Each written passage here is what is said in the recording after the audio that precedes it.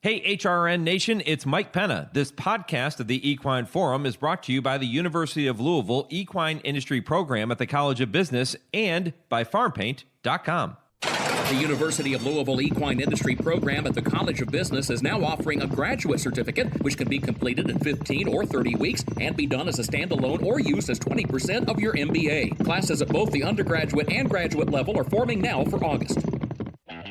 When it's time to paint the fences and barns, think Farm Paint. At Farm Paint, you get the industry's best coatings and paints factory direct at low prices. Farm Paint is your source for quality paints, roof coatings, dustless arena footings, and more. You can purchase online or drop into a Farm Paint store near you with locations in Heart of Bluegrass Country at 700 Phillips Lane in Lexington, Kentucky, Columbus, Ohio, and Sandusky, Ohio. Buy factory direct and save at FarmPaint.com. That's FarmPaint.com.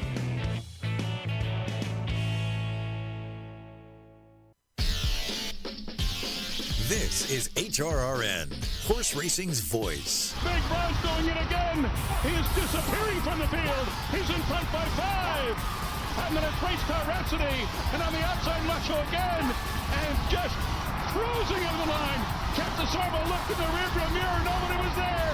He waltzes home to win the Preakness. No one's ever been close to Big Brown. And it's Sunday Silence. Easy goer with Pat Day. Back to challenge. Heads apart. Easy goer on the inside with a slight lead. On the outside, Sunday Silence. The rest of them far back. Here's the finish of the Preakness. Sunday Silence and Easy goer. Photo finish. Noses apart. I can't tell. But on the outside, Sunday Silence with Pat Valenzuela. He's waving his whip like he thinks he won it. Welcome to the Equine Forum, presented by TwinSpires. Scrappy T bearing out of the 316s. Oh, Fleet Alex, boy, does he have some heart. Look at him come back, a furlong to go. And down to the final furlong in the Preakness. A Fleet Alex, Scrappy T. How much the best is he? A Fleet Alex strolling home in the Preakness to win by 3. And Mike Smith goes to the whip on Justify. Tenfold is closing in with Bravazzo on the outside as the field comes into the final furlong. It is Justify in front. Good Magic on the outside. Tenfold. Bravazzo. Justify. He's unstoppable. He won the Preakness. Now here's Mike Penna. Good morning once again, everyone, and welcome to the Equine Forum presented by TwinSpires. Mike Penna, Baron of the Backstretch, welcoming you to the show that launched a network. Happy to have you back in the starting gate with me right up until 11 a.m. Eastern on a loaded Preakness Stakes edition of the program. Coming to you on Sirius 162, XM 207, our affiliates in Lexington, Louisville, and across the country, and streaming worldwide and podcast on our website, horseracingradio.net, or wherever you access your podcasts. Well, in one respect, Mystik Dan's path to the Triple Crown got a bit easier this week when it was announced that morning line favorite Muth had spiked the temperature and would be scratched from today's Preakness.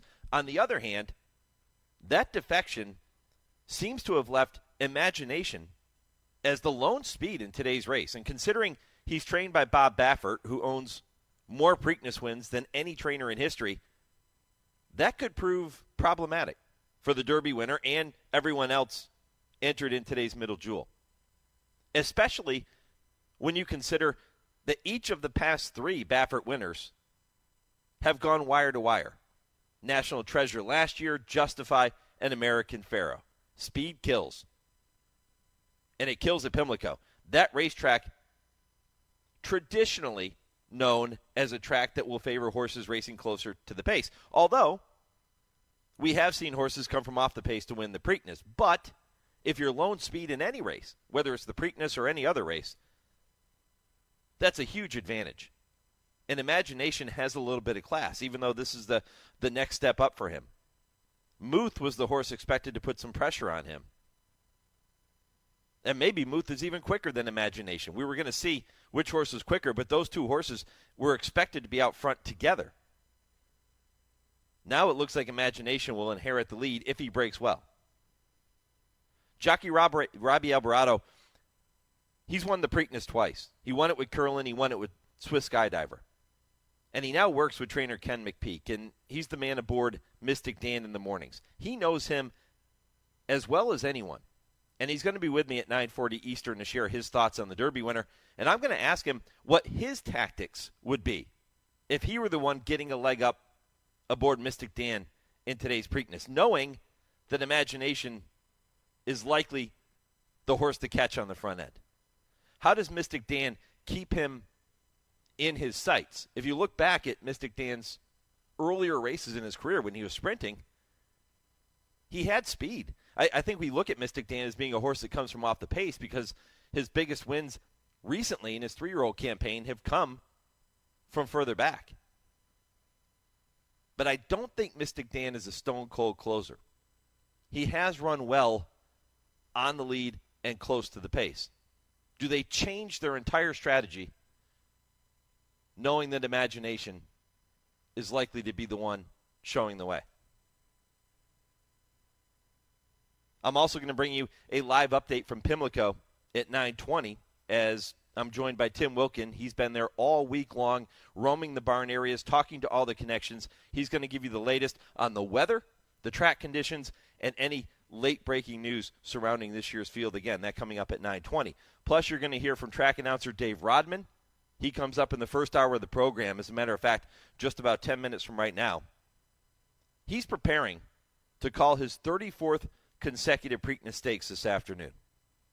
Pretty cool stuff. He'll look back on some of his favorite Preakness calls and Preakness memories, and he'll look ahead to this year's race as well. The Preakness is race number 13, and yeah, I know, it's the signature event on the card. All eyes are on Baltimore for one reason today, and that is the middle jewel of the Triple Crown. But there are several big stakes races on the undercard, and trainer Graham Motion is going to join me to kick off hour 2 at 9 Eastern, and he's going to discuss his runners in those races. Graham participating not in the Preakness, but in some of the races prior to it. And in light of the George Weaver news, which made headlines this past week, I'm going to ask Graham if the industry should be taking a closer look at the cross-contamination situations, which continue to pop up with the current model of medication testing. Graham is a member of HISA's Horseman Advisory Group. He's one of several trainers on that panel, so I'm certain that this topic is going to hit home for Graham, as it should for all trainers in the game today. And when Dale Romans and Tim Wilkin join me in the final segment of the show at 10:30 Eastern, I ask, they answer. I'm going to pose that question to them. And with Dale's another trainer that sits on the advisory group.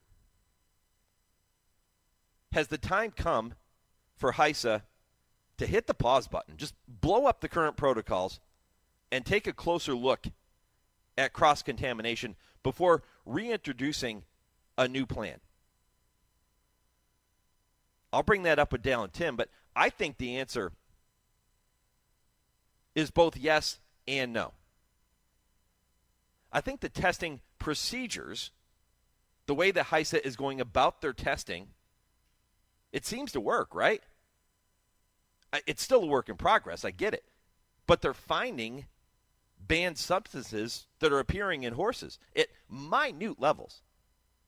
I mean, levels, nanograms, levels that you can't even imagine testing down to. They're testing them. They're finding these things. I don't think the testing is the problem. But I do think the way that HISA is choosing to go about adjudicating and penalizing potentially guilty parties is absolutely something that needs to be revamped.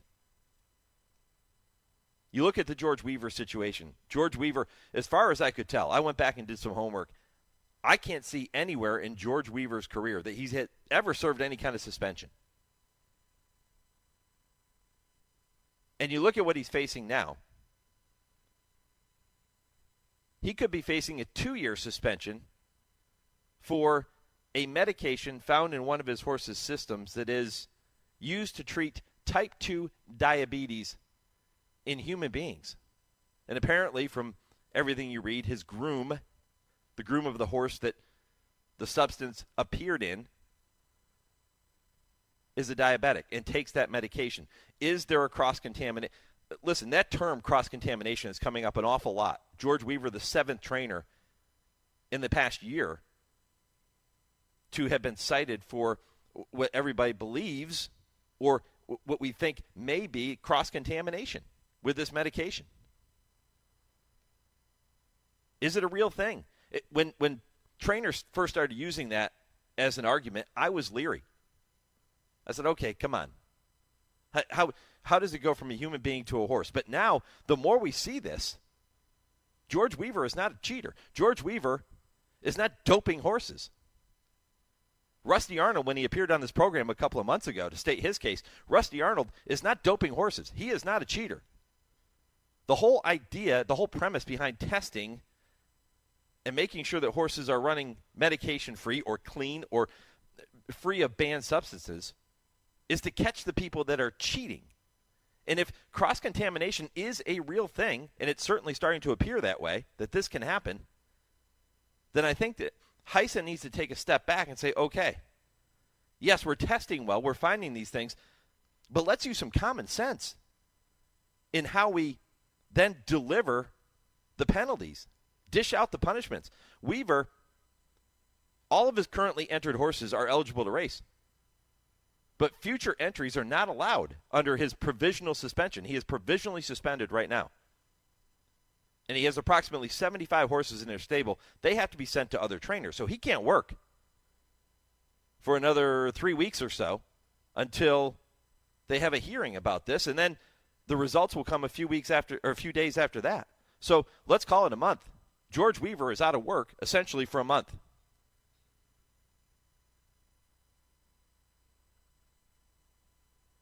George Weaver is not doping horses, guys.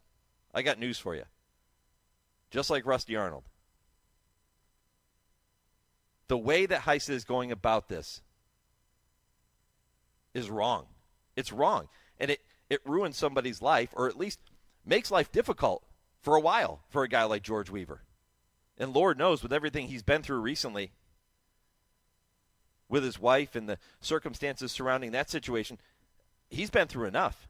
But regardless, it doesn't matter. The way that HISA is choosing to adjudicate and to dish out these penalties, it's just wrong.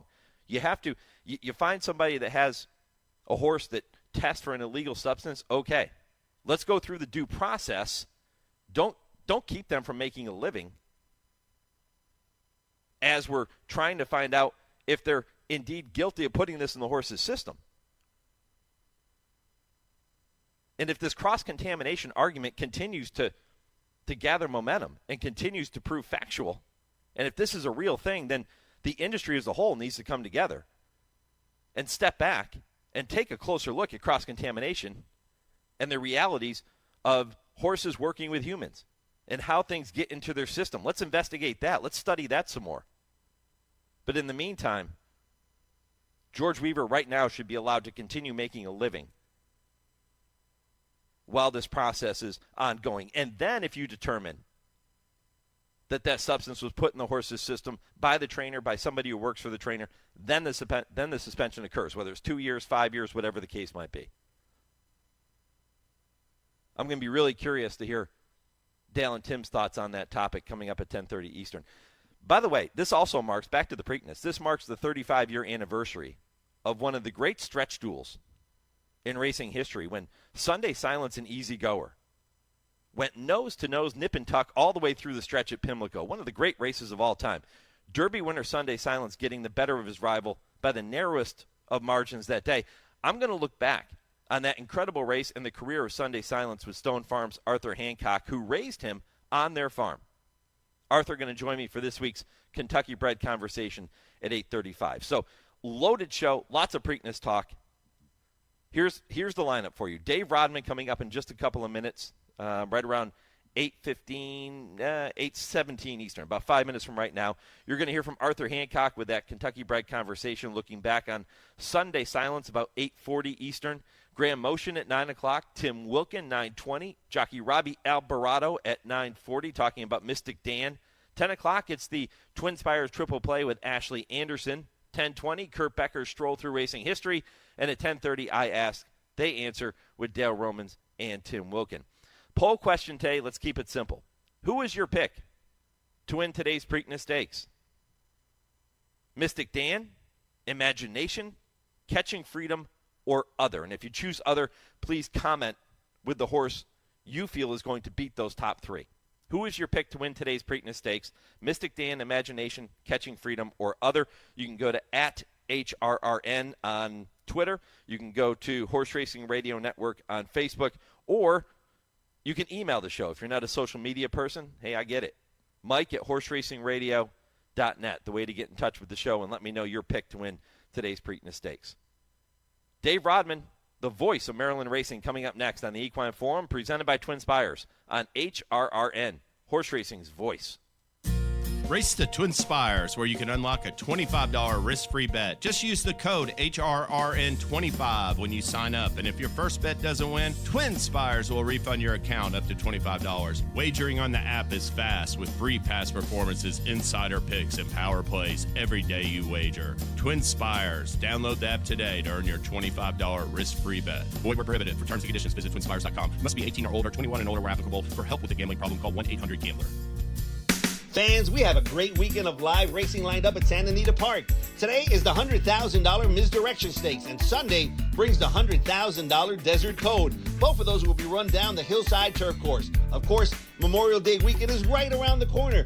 Great events are lined up like the fan favorite Corgi Nationals, the Smorgasburg Barbecue Invitational, the Memorial Weekend Carnival, the California Beer Festival, and on Monday, May 27th, Memorial Day, it's $1 Day, and our annual poker charity tournament benefiting Folds of Honor. It's just a $300 donation to play, and 100% of that goes directly to the Folds of Honor Foundation.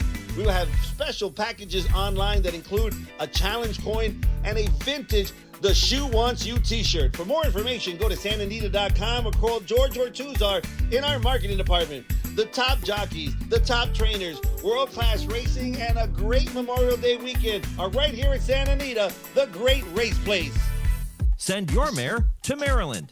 After she foals here, breed to one of our stallions, and your 2024 foal is eligible to be a registered Maryland bred, giving you the opportunity to earn significant bonuses. Beginning with 2-year-olds of 2025, Maryland bred and Maryland sired horses will earn 40% higher breeder bonuses than out-of-state sired runners. Better stallions, better mares, Maryland breds. Learn more at MarylandThoroughbred.com. Hey, horse players. This is track announcer Paul Allen inviting you to check out Canterbury Park. We race now through September 28th. Canterbury Park offers a 10% takeout on the Pick 5 every racing day. That's the lowest takeout in the nation. Lower takeout means bigger payouts. 10% takeout Pick 5. Come play at the park. Canterbury Park. Racing Thursdays, Saturday, and Sunday all summer long. Visit CanterburyPark.com for information. You're listening to the Equine Forum on HRRN, presented by TwinSpires. And Hansel has taken the lead in the Preakness. Hansel disposes of Perfect Report, but Best Pal is going to come after Hansel as they turn for home. Homeward bound in the Preakness Stakes. And it's Hansel, the beaten favorite in the Kentucky Derby, looking to come back with sweet revenge. And Hansel responds to the wet winner, Jerry Bailey. He's widening at this point at the 8th pole. Perfect Report comes back on Best Pal to get 2 seconds. And inside the final 16th, it's just a question of how far for Hansel. Hansel in the Preakness. Hansel wins the Preakness at time 1:54 last. Welcome back to the Equine Forum, presented by TwinSpires. Mike Penna, Baron of the Backstretch, with you on this Saturday morning. Hansel winning the 1991 Preakness. That was a special one for announcer Dave Rodman. Later today, you are going to hear Dave call the Preakness for the 34th time, and that will be special too. But that first one had to be one of those moments he will never forget, and I'm sure there have been plenty of those in his 34 years of calling the Preakness. And Dave Rodman, the voice of Maryland racing, is with me now here on HRRN to look back on some of those memories and to look ahead to this afternoon's Preakness Stakes. Dave, good morning. Good morning. Thanks for having me on HRRN to talk about the Preakness. It's going to be, I think, an exciting race this year. There's a couple of buzz horses, and you know, a lot of people think Imagination is going to be on the lead. I guess we'll talk about that later. But listening to that call, it's been a long time since I've actually heard the stretch call there. And I guess what surprises me is I'm less nervous than I thought I actually really was at the time, because that was my first Preakness in '91. This will be number 34 for me. And that horse was trained by Frankie Brothers, who was the kingpin trainer at Louisiana Downs, and I just spent 5-6 years at Louisiana Downs calling the races, and moved to Baltimore to call the Preakness and a Triple Crown race. And who wins it? But Frankie Brothers. So it was like calling back at home. Yeah, that day in '91, and I can imagine. I've talked to other announcers about this over the years, but when you get a chance to call a Triple Crown event and you get a chance to do it for the first time, what do you remember about that day and your emotions and your preparations, Dave? Well, obviously got a lot of butterflies, very nervous. I'd never called for a crowd as big as we had here at Pimlico. At the time, there were no corporate tents and no stage. It was just people, beer, and porta potties. And when they let the horses loose from the gate, they're off at the Preakness. I mean, just the roar from the crowd came reverberating through the windows. So that makes that gives your attention right away. And I just remember the binoculars are kind of shaky at the top of the stretch, and I'm really glad that Hansel eventually pulled away and it wasn't a 3-horse photo finish like we had in this year's Derby or the 97 Preakness, say, with Silver Charm. Yeah, that was a great way to kick it off for you. And then you come back the following year and Pine Bluff wins under Chris McCarron. Tom Bohannon, the trainer for Loblolly Stable. It was the first of 2 wins for Loblolly in succession. Those first 3 years, my goodness, Dave, you had to be thinking, how did I ever fall into this? This is fantastic. Yeah. Loblolly went back-to-back. Loblolly lightning strikes twice. Those are great Preaknesses. And again, that was before the day. That was back in the day when it was wall-to-wall people in the infield. And what a great party it is for Baltimore. What are some of the other Preaknesses that will always stand out in your mind? Well, I think 97 Silver Charm Free House and Captain Bodgett is always going to be one of my favorites. We've had a lot of great ones since then and a lot of history made since then. But Captain Bodgett was a local horse trained by Gary Capuano. Always a great angle when you can see a local horse run well. Free House, Silver Charm. Californians are renewing their rivalry. Touch Gold stumbled at the start. There were so many elements in that race, all packed into that running of the Preakness in 1997. It was a beautiful sunny day, and the Pimlico grandstand cast a big shadow over much of the stretch from, say, just after the 8th pole down to the finish, and the horses came out of the shadow of the grandstand into a big ray of sunlight down the line, and there's Silver Charm sticking his head in front. And Touch Gold made a remarkable recovery. He was way back entering the first turn, and for him to run as big a race as he did and made a big move at them, and Captain Bodgett making his surging move. I mean, I don't know if that photo finish will ever be replicated. Maybe this year. I hope so. But that was a race that will always stick out to me. And, of course, Silver Charm still alive and thriving at Old Friends. He's still a fan favorite after all these years. I'll tell you one that I'll never forget. How about 2005 with the Fleet Alex? Yeah, a Fleet Alex and Scrappy T. Scrappy T drifting out top of the stretch. A Fleet Alex going down to his knees. Remarkable recovery with Jeremy Rose jockey, and then a Fleet Alex drawing away, and not only just winning the race, but it seemed to embolden him from the final furlong to the wire. It was a great one. Smarty Jones winning at a record margin, and I've got that margin marked in my mind.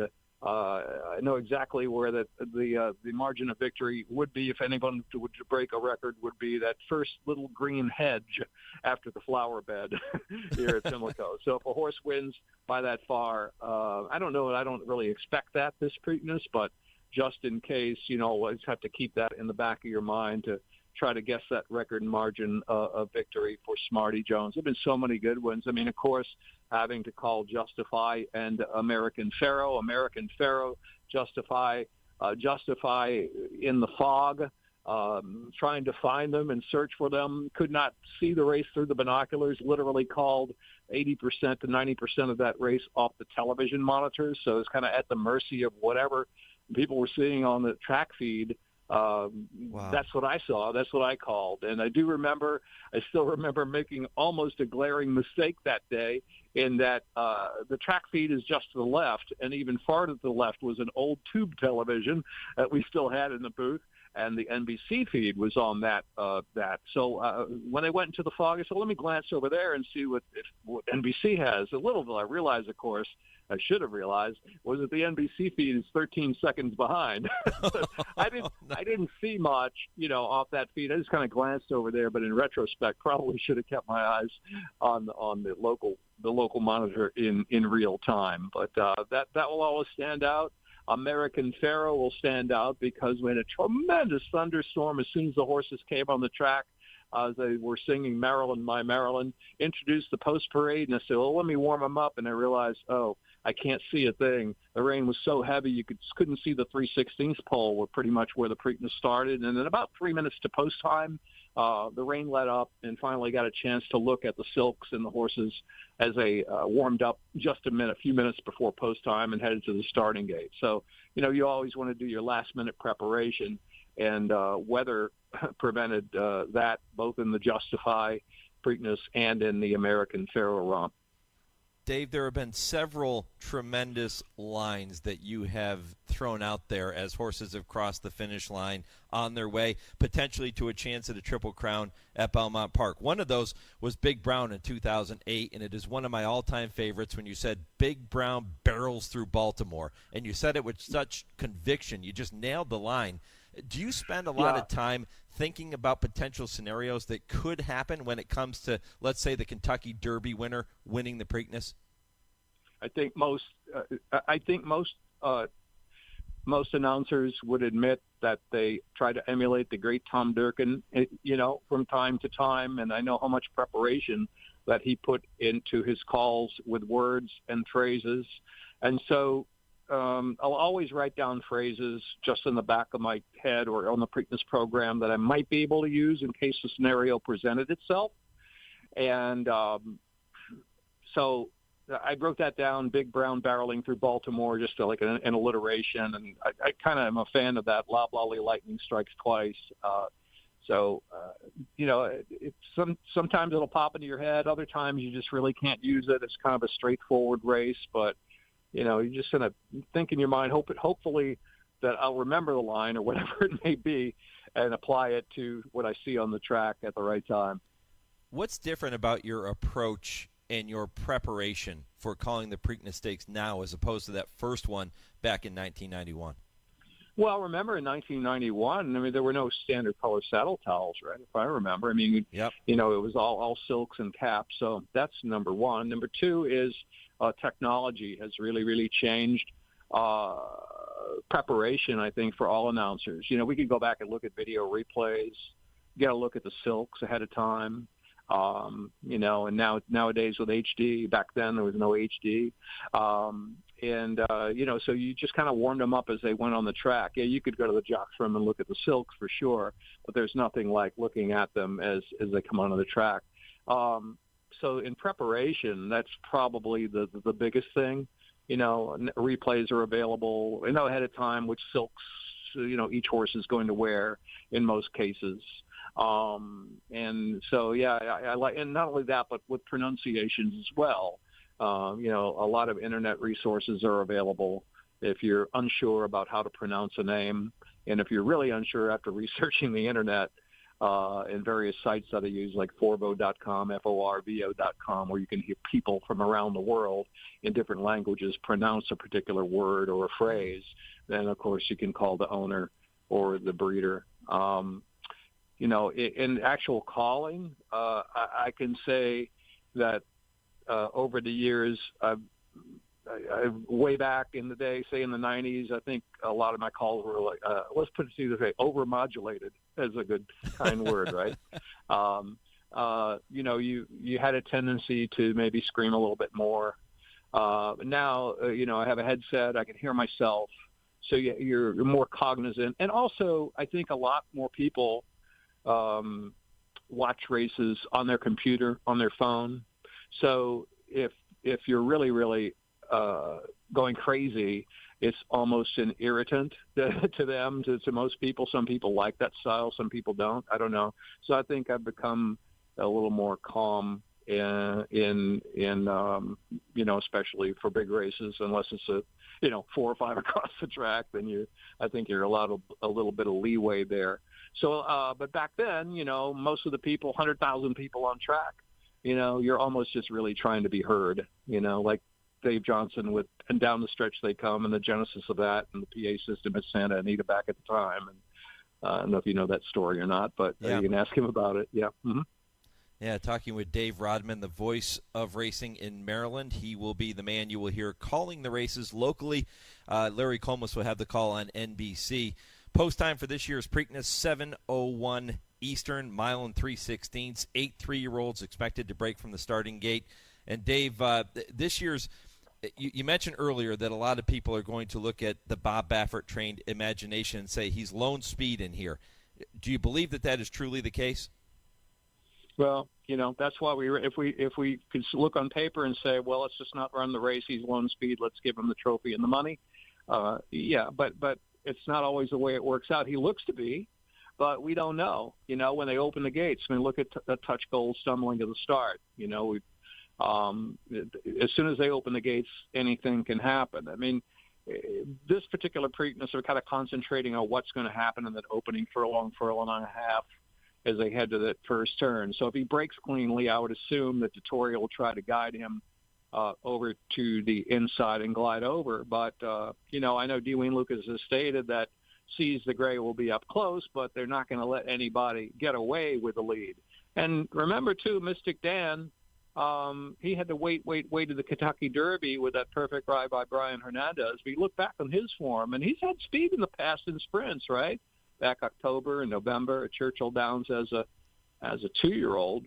So that'll be an interesting factor to me. And I think change of command is going to be a little closer than people think. They've been trying to rate him. He got a lot of kickback in his last few races. And Pratt really, really, really fits this horse. He was beaten only 1 3/4 lengths by Mystik Dan in the Derby, but he did get shuffled back ever so subtly in that opening furlong. And came back to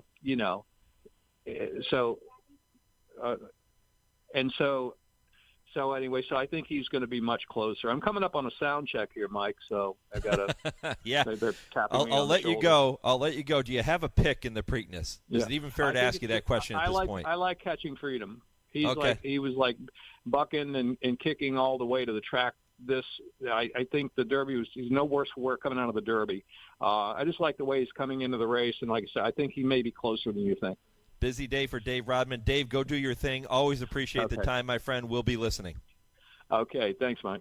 All right, Dave Rodman here on HRRN. So many fantastic memories there. Great trip down memory lane, too, with him looking back on some of his favorite Preakness memories and moments and some of the horses and moments he'll never forget. Good stuff from Dave Rodman. Again, that Preakness coming up this afternoon shortly after 7 o'clock Eastern. When I come back, it's time for this week's edition of Kentucky Bred. That conversation is ahead, along with plenty more Preakness talk in hour number 2. That includes Tim Wilkin, who will be with me live from Pimlico, and jockey Robby Albarado, who has now retired from the saddle, but he is the man who works with Ken McPeak, and he has been aboard Mystik Dan in the mornings. We'll talk to Robby about that, and we'll look back on some of his favorite Preakness moments. I have a feeling I know what they're going to be. That's all ahead right after this week's edition of your Legends of the Turf. 9 horses answered the call to post in early May of 1957 for the running of the singular most famous race in America, the Kentucky Derby. The drama had unfolded in part in the early morning hours on that Saturday on Churchill's backstretch at 7 in the morning, when Calumet Farms General Duke stood blanketed in the aisle of Barn 15, while veterinarian Alex Harthill and trainer Jimmy Jones lifted his left foreleg to examine an area which had been the subject of speculation and concern since he'd come back from a second-place finish to Federal Hill in the Derby trial the previous Tuesday a little bit sore. The final call was up to Jones, and even though it was only a bruise, it was pretty sore. General Duke had blown out a quarter in 24 that morning and had shown nothing untoward in his movement in that outing, but he limped ever so slightly while being cooled out. By 10 in the morning, the decision was made and General Duke would not go postward this day in the run for the Roses. In the field were Bold Ruler, Indian Creek, Gallant Man, Federal Hill, Better Be, Shanpack, Round Table, Iron Liege, and Mr. Jive. It was a chilly day in the river city of Louisville, the temperature hovering in the 40s, and that gave cause to the holding down of both the crowd and the mutual handle. Bold Ruler was a 6-5 post-time favorite, with both Gallant Man and Round Table highly regarded as challengers. With General Duke out of the race, the other half of the Calumet entry, Iron Liege, was far less regarded and was 8-1 at post-time. Starter Jim Thompson got the field away to an excellent start. Federal Hill, trying to give Louisville its first hometown win since Old Rosebud in 1914, quickly stepped to the front as expected. Down the long straight and on beneath the hallowed TwinSpires past the stands for the first time, it was Federal Hill, Bold Ruler, Iron Liege, and Round Table in that order. On around the turn, they maintained the same positions with the first half going in 47 flat. Down the backside, both the front-running Federal Hill and Bold Ruler drifted out a little bit. That left just enough room down along the fence to let the wily Bill Hartack send Iron Liege along to within a half length of the lead. The first 6 panels had been covered in 111-2. As they approached the far turn, Federal Hill slanted back in toward the rail, and Hartack, fearing he would be shut off, took up a little bit and decided to go on around the front runner. It was Federal Hill by 3 parts of a length, Iron Liege and Bold Ruler, as they hit the top of the stretch. Hartack had utilized another play of a crafty reinsman by using both Federal Hill and Bold Ruler as a windbreak for part of the run down the backstretch, and there was a stiff breeze blowing down the backside, and in so doing, he had saved as much of his horse as he possibly could. Midway through the far turn, Hartack turned his mount up a notch, and it brought him up abreast of Federal Hill as the two matched strides on down to the 3/16 pole. Iron Liege gained bit by bit and had a half-a-length lead at the 8th pole, but Bill Shoemaker had Gallant Man going full throttle, and he was eating up ground with every stride on the outside. He was now only a half-length behind Federal Hill and a length behind the leader, Iron Liege. He had been 7th after a half, some 13 lengths out of it. He had close to 5th, just 5 off the leader, Federal Hill, at the quarter pole, and was picking him up and laying him down, passing his horses. Just inside the 8th pole, he passed Federal Hill and took dead aim at Iron Liege, with Round Table now 3rd. At the 16th pole, Gallant Man had shoved his nose in front of Iron Liege and appeared to be an absolutely certain winner. Wait just 1 minute. Shoemaker stood up in the irons, mistaking the finish line. That momentary lapse cost him the victory by a long nose as he recovered to get back in full stride too late. Iron Liege, the Calumet second stringer, with Hartack notching the first of his eventual 6 Derby scores and Calumet racking up its 6th Derby winner, had upset the dope. It was memorable for a couple of reasons. First of all, the absence of General Duke, and, more importantly, the miscalculation of Shoemaker, who stood up a 16th too soon. In May 1957, in the Kentucky Derby, a most memorable moment in thoroughbred racing, and in its own way, a great moment in racing. You're listening to HRRN, Horse Racing's Voice.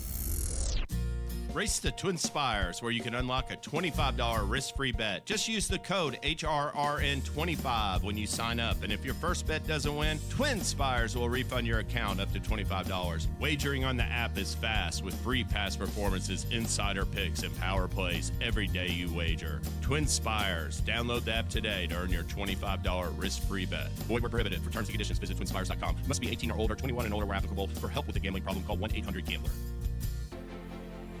There are thrills around every turn at Gulfstream Park during the Royal Palm Meet, with live horse racing action Thursday through Sunday and simulcast opportunities 7 days a week. Come out and enjoy weekend stakes races, including the Royal Palm Juvenile on the road to Royal Ascot. Take in the action from the Carousel Club or feast in Ten Palms Restaurant with an elevated view of the track. For stake schedules, tickets, and more, head to GulfstreamPark.com. Hey, if your horse struggles with ulcers from time to time, I've got some good news for you. Reline GI by Haggard has a new improved formula, and scientific studies show that it definitely improves gut health. So what's new about Reline GI? It's made with a new beta-glucan that stimulates the immune system to work on targeted areas of a horse's stomach. Plus, there's also a new price that can save you nearly $100 per gallon. Visit ResolveVet.com to learn more about new Reline GI. Better science, better formula, better gut support. When it's time to paint the fences and barns, think Farm Paint. At Farm Paint, you get the industry's best coatings and paints factory direct at low, low prices. Farm Paint is your source for quality paints, roof coatings, dustless arena footings, and more. You can purchase online or drop into a Farm Paint store near you with locations in heart of bluegrass country at 700 Phillips Lane in Lexington, Kentucky, Columbus, Ohio, and Sandusky, Ohio. Buy factory direct and save at farmpaint.com. That's farmpaint.com.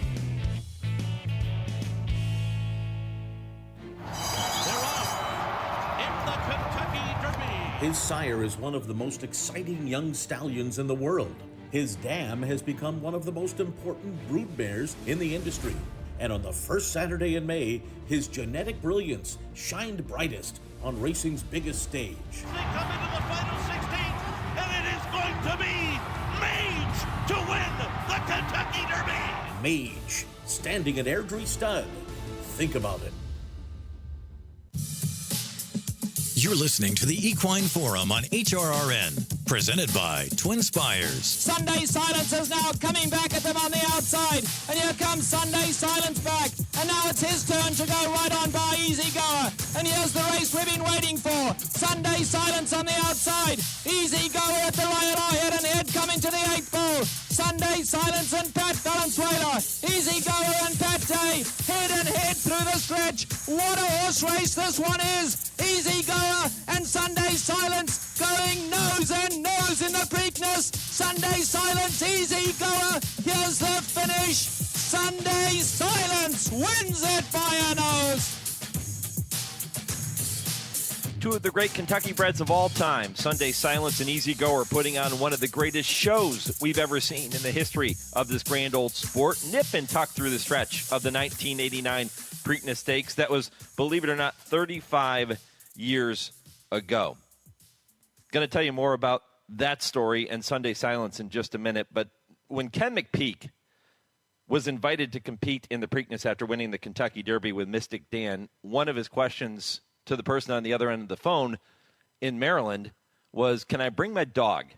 His dog, Sonny, always by his side. And I think that may have bolstered our canine listenership here on the Horse Racing Radio Network. Received a text a few minutes ago with a picture from a listener, and their dogs are tuned into the show this morning. Their duo of French bulldogs, Bailey and Ivy, listening to the program. So shout out to them. Thanks for tuning in. And we'll see. Maybe this starts a whole new trend here on the network with the canine side of things. Might have to reach out to a few canine sponsors. Who knows where this goes from here.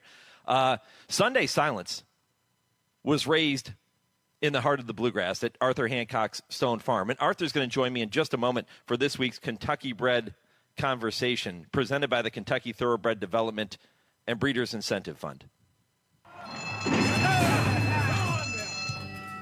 And that comes your way right after I remind you that awards of up to $3,000 a race is available from the Kentucky Breeders' Incentive Fund for winning an allowance or maiden special weight race anywhere in the USA or at Woodbine Racetrack.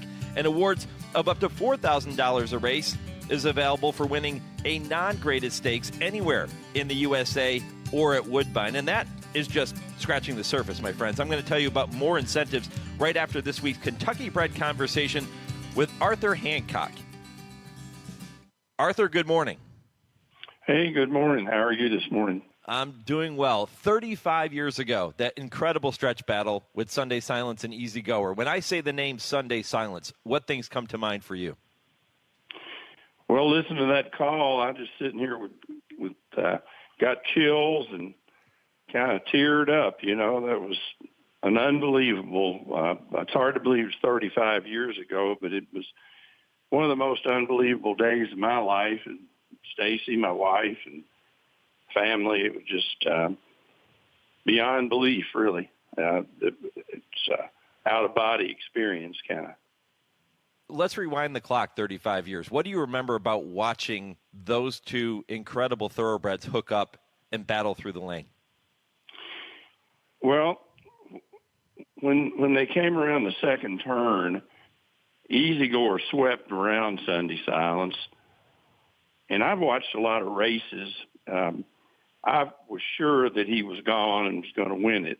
And I had my binoculars on, the strap around my neck, and I just dropped the binoculars and they hung on my neck, and I turned to Stacy and I said, that's it. I thought he shut us off from the way it looked to me. I said, he swept past us and shut us off. We're cooked.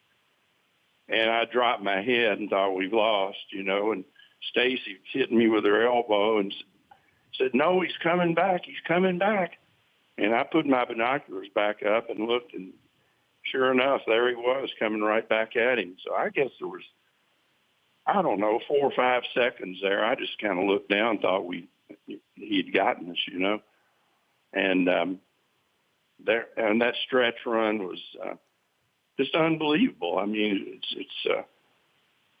and what I remember about is Sunday Silence. I knew him from the time he was born in a foal, and he was tough, and he was looking right at Easy Gore. If you watch that race, you'll see him his eyes, his ears were pinned, and he was looking right at Easy Gore. And I didn't know, what was going to happen, but all the way down that stretch, I held my breath, and, thank God he won. It was just by a nose. Easy Gore, of course, was a great horse, and but it was just an unbelievable experience. Did you know he had won when they hit the wire?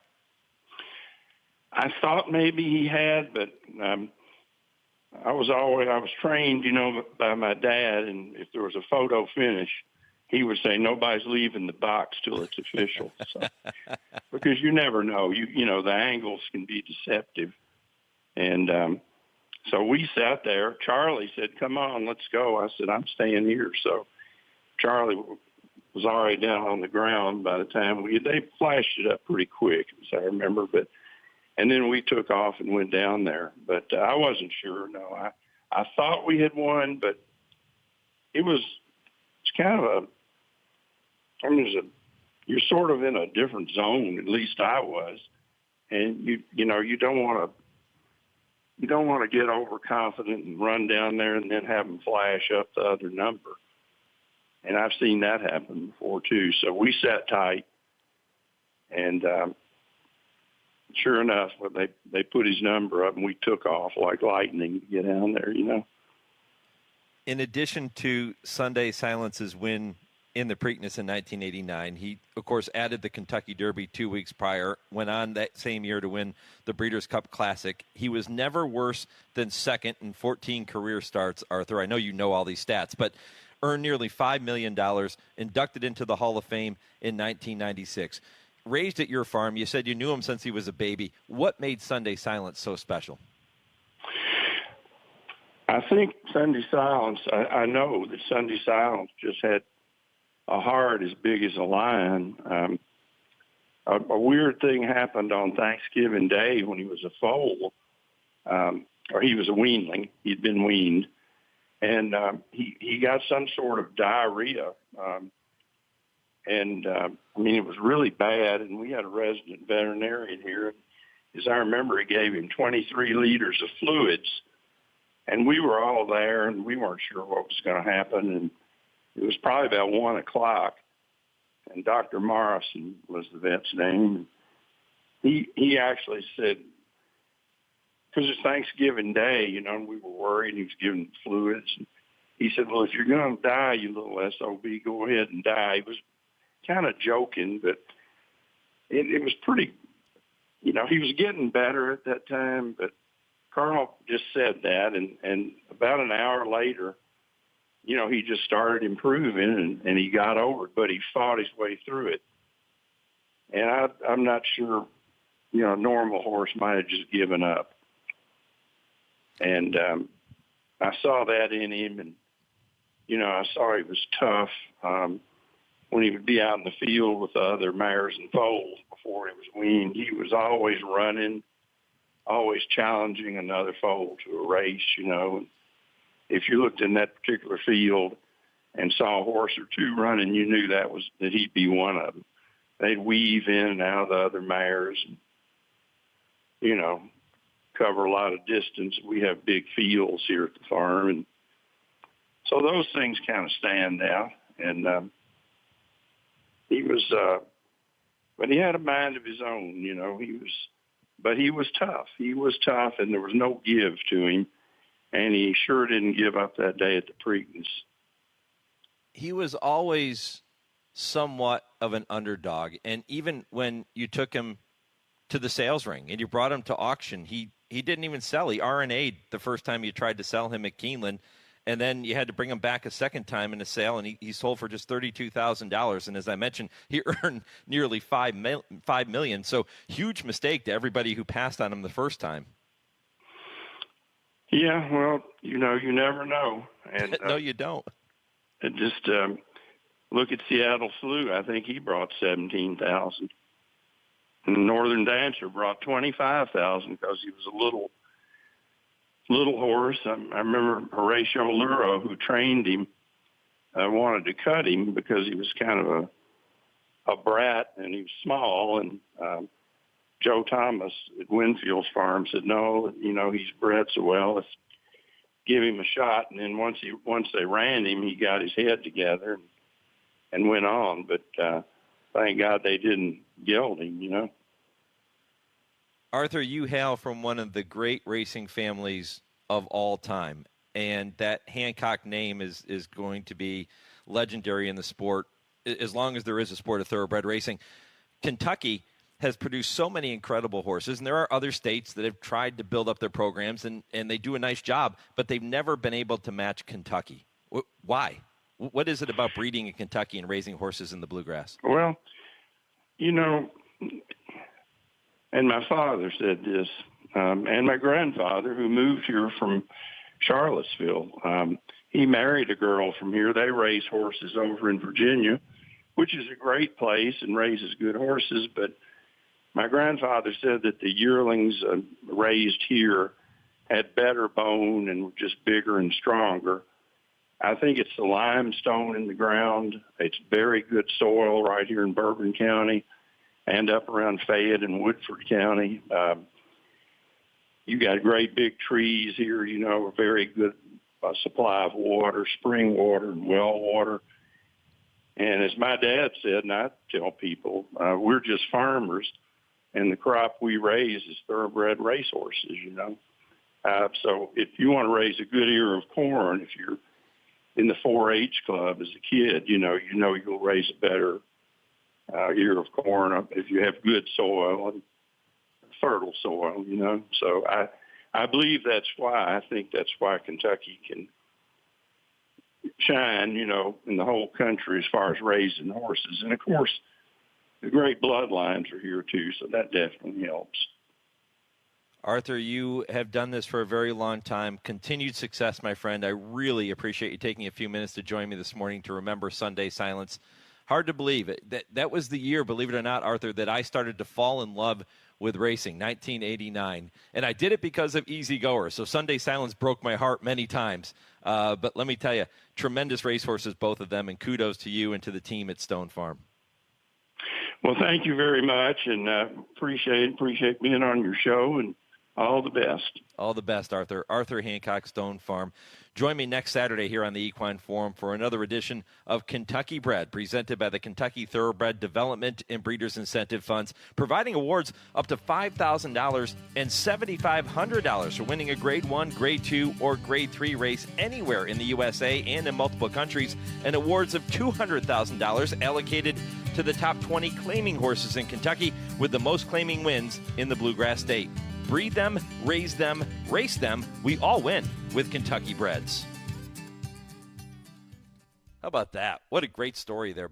So many great stories that Arthur was able to tell about Sunday Silence. And, that horse, really an underdog from the start. And that story about him as a baby, fantastic. And all heart, refused to give up. And, boy, he did not quit 35 years ago at Old Hilltop, battling all the way through the lane with his rival Easy Goer, who, make no mistake about it, Easy Goer was a fantastic racehorse. Sunday Silence, better than Easy Goer on a few different occasions in their career. And great to look back on the Hall of Famer with Arthur here this morning. All right, coming up next, I'll get you ready for hour number 2, and I'll tell you what's ahead in the third hour of the program. This is the Equine Forum on the Horse Racing Radio Network. Woodford Feed, where tradition merges with technology. Family owned since 1940 and providing exceptional customer service, Woodford Feed specializes in the highest quality feed, using only the finest ingredients to ensure optimal nutrition for your horses. In addition, Woodford Feed can help with all your farm needs, including field seed, fertilizer, and weed control. So whether your horse is sprinting around the racetrack or has a foal by her side, count on Woodford Feed to provide the quality nutrition necessary to perform at the highest level. Woodford Feed, Versailles, Kentucky. The Claiming Crown is returning to Churchill Downs Saturday, November 16th. Make plans to be part of the Claiming Horse version of the Breeders' Cup, showcasing 8 Claiming Crown races offering a minimum of $100,000. Each race will also offer a Kentucky Thoroughbred Development Fund purse supplement for registered Kentucky breds. An invaluable goes all the way up top to win at a length and a half. Eligibility request deadline for the Claiming Crown at Churchill Downs is Saturday, October 26th. Learn more at claimingcrown.com. Retirement can be scary, but only if you're not prepared. That's why AARP created thisispretirement.org. Because unless you've already retired, you're in pretirement, and you still have time to plan. Learn about retirement savings options, potential tax breaks, and how you can build savings over time. Visit thisispretirement.org for free resources to help you customize your action plan and feel the retirement fear disappear. Brought to you by AARP and the Ad Council. Adopt US Kids presents What to Expect When You're Expecting a Teenager. Learning the lingo. Today I'm going to help parents translate teen slang. Now, when a teen says something is on fleek, it's exactly like saying, that's rad. It simply means that something is awesome or cool. Another one is totes. It's exactly like saying, totally, just shorter. As in, I totes love going to the mall with Becca. Another word you might hear is jelly. Jelly is a shorter, better way to say jealous. As in, Chloe, I am like so jelly of your unicorn phone case. You don't have to speak teen to be a perfect parent. Thousands of teens in foster care will think you're, rad just the same. To learn more, visit adoptuskids.org. A public service announcement brought to you by the U.S. Department of Health and Human Services, Adopt U.S. Kids, and the Ad Council. Trainer Talk, presented by Fasig-Tipton. Please join me in welcoming Hall of Fame trainer Todd Fletcher. Hall of Fame trainer Nick Zito on Trainer Talk. Welcome Hall of Famer Bob Baffert to the program. Hall of Fame trainer Shug McGahee, nice enough to spend some time with us. Hall of Fame trainer Bill Mott here on Trainer Talk. Dual Hall of Fame trainer Mark Cassie. Trainer Talk, the biggest names in horse racing. Wednesdays, 6 to 7 p.m. Eastern. Sirius 162, XM 207, and streaming live at horseracingradio.net. You're listening to the Equine Forum on HRRN, presented by TwinSpires.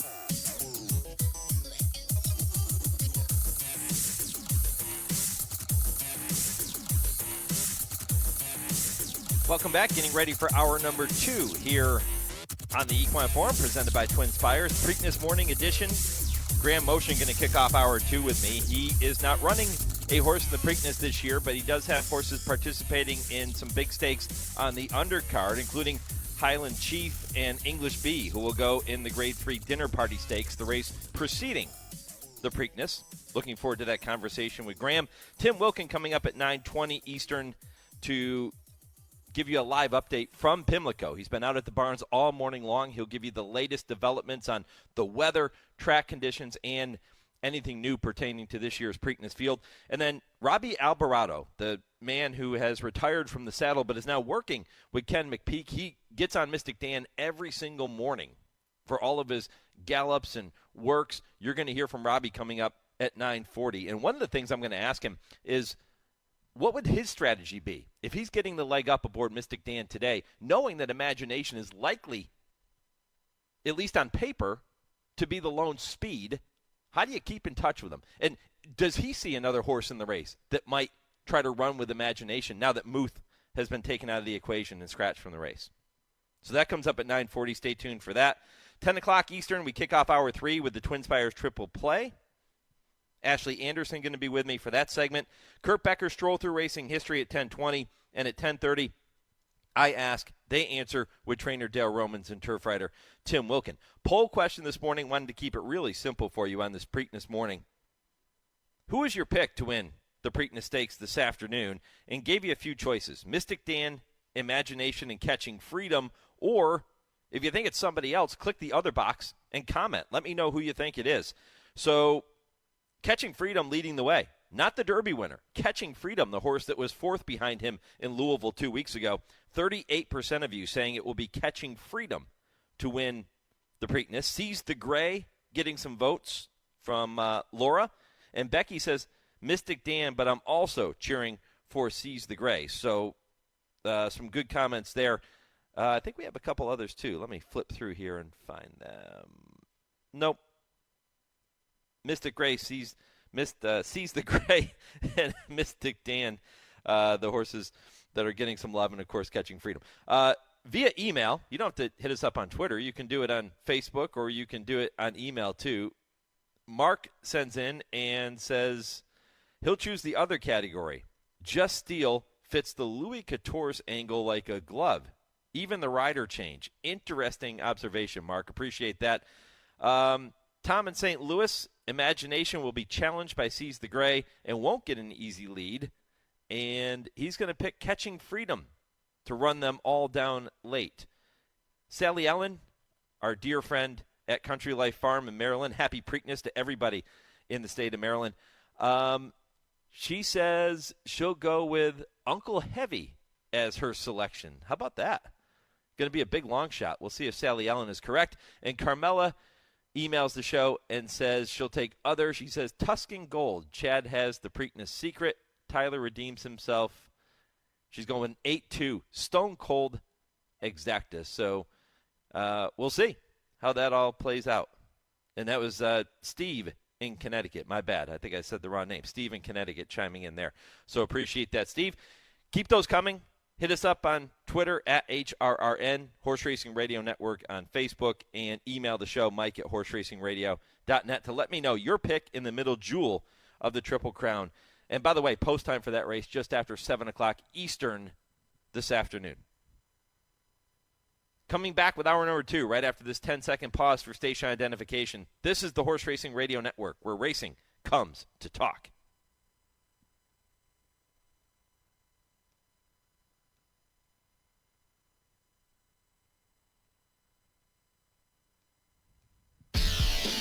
This is the Equine Forum, presented by TwinSpires.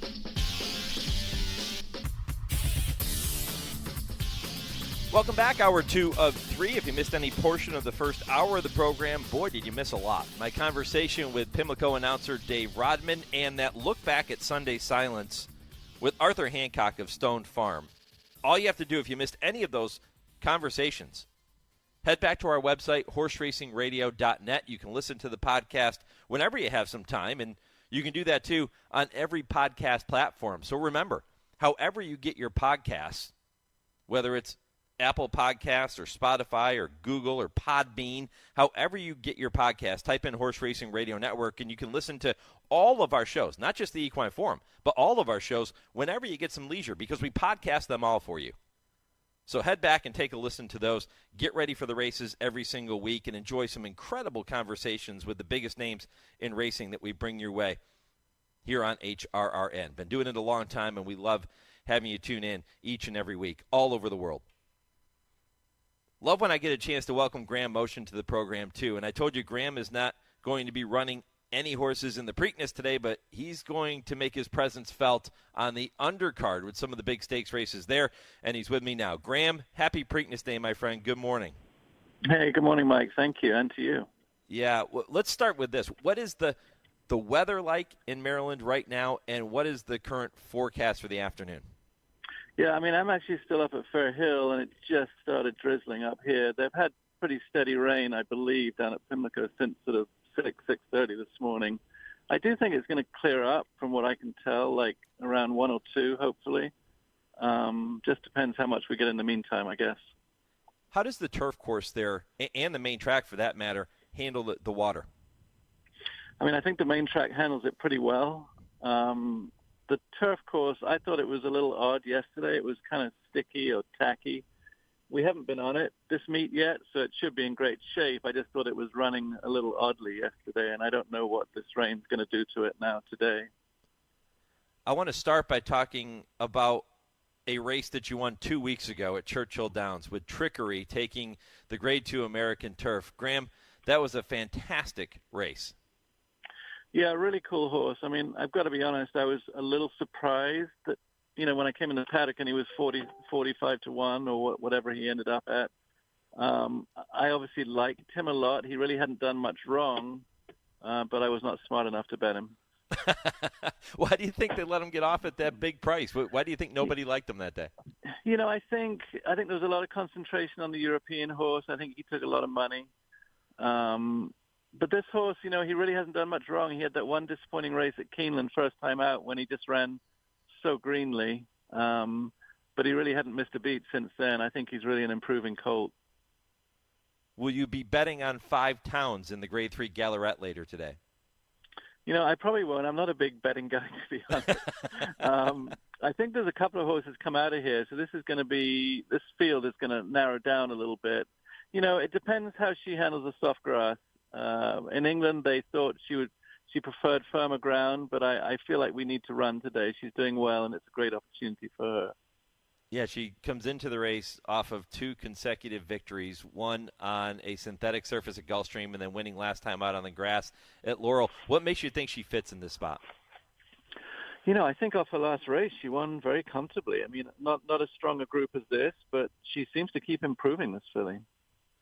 She is a European, considering the fact she started her career in Europe. You got her a few starts ago. When you get a horse, especially a European like this, Graham, that comes into your barn, what are some of the things that you're initially looking to do with them and looking to see from them when they start training with you? Yeah, I mean, look, I think the biggest thing is how they adjust to sort of our routine of training. I do find that I don't feel like our grass horses have to be as fit as they do in Europe. We don't go up and down hills. We don't run in a sort of bottomless soft ground normally. Today might be different, but I just feel like we can get away with training them a little less over here, and I think some of them really thrive on it. They have to train them pretty hard at home to be fit to run over those undulating courses, a mile and a quarter. And I think that's one of the biggest adjustments that we make is with their training probably. 6 of her 7 starts in Europe came over a turf course rated as good, and I think we're always told that, hey, if it says good in Europe, that's like a very soft turf course here. Is that true? Yeah, I think that is true. I mean, I think their soft is a lot softer than ours. So, hopefully she handles it today. Like I said, I thought the course was in great shape yesterday. I just thought it played a little oddly, and maybe a little more rain will actually benefit it. Talking with Graham Motion here on the Equine Forum on the Horse Racing Radio Network. Again, no horses in the Preakness this year. He has participated before, but not this year. And he's going to be focusing his attention on the undercard stakes where he has some really live horses. How about Naptown in the James W. Murphy? Yeah, this might be a little bit of a reach. He hasn't been on the grass yet. We ran him in Canada a couple of times because obviously he's Canadian bred, so it kind of made sense to do that. I don't think I've seen the best of him yet. I think he wants the 2 turns. I think he'll appreciate the grass. Again, the soft ground is going to be a little bit of an unknown for him.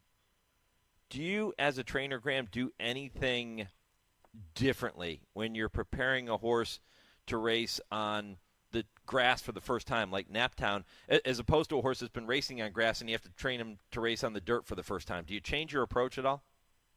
I really don't. I mean, look, the only thing at Fair Hill is we have the opportunity to go on the dirt and the synthetic, and the synthetic obviously correlates much closer with the grass. So he's a horse that we feel has always gotten over the synthetic really well. He's run on the synthetic well, and I just feel like grass is going to be something he's going to want to do, and therefore I tend to train him on the synthetic mostly because he's more comfortable on it. Do you find that the synthetic form will typically translate well to the turf?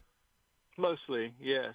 I mean, I do find that horses just tend to get over the synthetic easier anyway. Dirt can get deep and tiring, whereas synthetic, they tend to skip over it. So I think it can be a little confusing, but by and large, I think horses that get over the synthetic well, they tend to handle the grass. The race before the Preakness is the Grade 3 Dinner Party Stakes, purse of $500,000, mile and an eighth on the grass. This is the race that used to be known as the Dixie. It was always one of my favorite races on the undercard, maybe my favorite race on the undercard. You have a couple of chances in here with Highland Chief and English B. Start with Highland Chief. Really cool story with him. Yeah, I mean, we're going a little bit backwards with him where he came off a layoff for a year and a half, and I started him off going a mile and a half. I probably should have started him off in this race going a mile and eight. I think he got a little tired last time. It's very hard to run a horse a mile and a half off a long layoff. But he was a little fresh. I'm not even sure that's his best distance, so I just wanted to take advantage of this race today. I think a mile and eight is within his scope. I think his best distance is somewhere between a mile and 3/16, mile and eight, mile and a quarter, you know. So hopefully he handles this today. He's trained very well. I mean, this horse, you know, has got some really good back class if he can get to that, return to that form today. Yeah, he certainly does. A Grade 1 winner, winning the Man of War back in 2022. What was going on during that year and a half that he was away from the races, Graham? So he had a little soft tissue issue. We gave him a lot of time to get over it.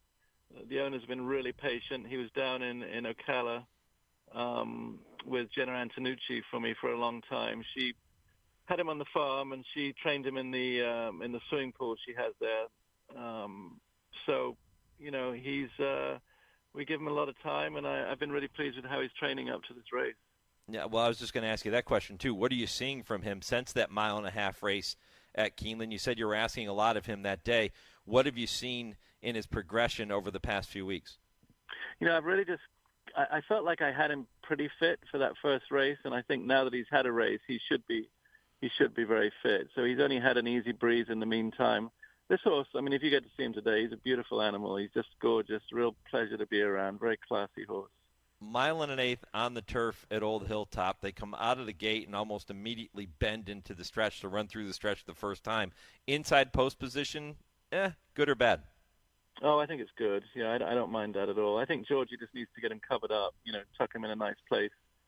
I don't think he's going to be too close to the pace today, but we'll see how it pans out. You know, English B, my other horse, he's a horse that kind of likes to run up close to the pace, so they might complement each other in that respect. Tell me more about Georgie Ruiz. He's going to be aboard a few of your horses today. Yeah, I mean, we've had luck with Georgie. He's been riding most of my horses for the better part of a year, locally anyway.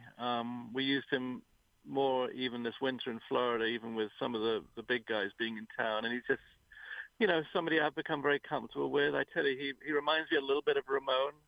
He's got very soft hands. He just seems to get great run out of the horses and just reads these grass races very well. Wow, that's high praise, Ramon Dominguez. Yeah, he just really has a knack. You know, I always think of Ramon as just having these really soft, quiet hands, and Georgie reminds me of him in that respect. Well, if you're okay with the number one post position in that race for Highland Chief, you have to be fine with the number two post position with English B as well. Your other entrant in the Dinner Party Stakes. Tell me about English B. Yeah, look, this is one of our barn favorites. He's an 8-year-old now. Just a hard-knocking, classy horse, kind of a blue-collar horse. He's come very close in some big races over the years, and I know he hasn't won a lot recently, but he showed up the other day when he ran against Dadaman at Laurel, and you know, if he can duplicate that race, he'll be very competitive today. You know, Graham, I went back and looked through the results of the Dixie Stakes, now the Dinner Party Stakes, and I was looking at some of your victories in there. And, of course, 2006 with Better Talk Now. Ramon Dominguez was aboard. Better Talk Now, a future Breeders' Cup Classic winner. But he was not your first winner in the Dixie. That was Dr. Brendler, right? Dr. Brendler, yeah, he was an old favorite of ours. Now, we've had some fun in this race over the years, and like you say, it's changed quite a few times. I actually didn't realize the purse had been raised to $500,000 until a couple of weeks ago, which is when I started thinking that I might kind of angle Highland Chief towards it. What do you remember about the day you won with Dr. Brendler? Well, that was a very cool day because the owner was somebody I was very fond of. He'd had horses with me in the very beginning, and he was just, you know, a really lovely kind of Irish-type turf horse. So he was, you know, he obviously didn't have the accomplishments of a horse like Better Talk Now, but he was a favorite of ours, sort of a local favorite, if you like. Yeah, better talk now. Of course, I mentioned a future Breeders' Cup Classic winner after he would win the Dixie. Just when you hear the name Better Talk Now, I asked Arthur Hancock the same question about Sunday Silence when he was with me in the first hour of the program. When you hear the name Better Talk Now, what comes to mind for Graham Motion? Well, it was my first Breeders' Cup win, so it's, he was an emotional, it's an emotional thought is my first thought because he was such a special horse for us. I mean, I think for both Ramon and I, he kind of put us both on the map. After that, I got quite a few European clients after getting that kind of exposure. So, look, he was the horse of a lifetime. He ran till he was 10 years old. He ran in 4 or 5 Breeders' Cups, I believe. Almost won it again at Churchill. Just got beaten by an English horse whose name I can't remember. It was very close. Red Rocks, I think it was. That so, sounds look, right. he was a very special horse to us. And had he won the Breeders' Cup twice, I think he'd probably be in the Hall of Fame by now. Yeah, I'm shocked that he's not because he won a lot of big races. And for that matter, I'm shocked that you're not, Graham.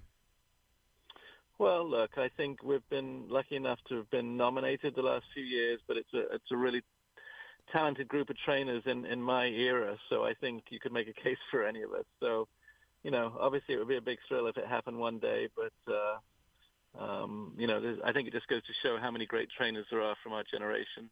Yeah, there's no doubt about it. Graham Motion here on HRRN. Graham, I want to shift gears for just a minute before I let you go. I was talking earlier about the news that came out with George Weaver this past week, and we're starting to hear the term cross-contamination quite often in this sport now when trainers are found to have a horse with a prohibitive substance in their system. And at first, I will admit that I was like, okay, come on.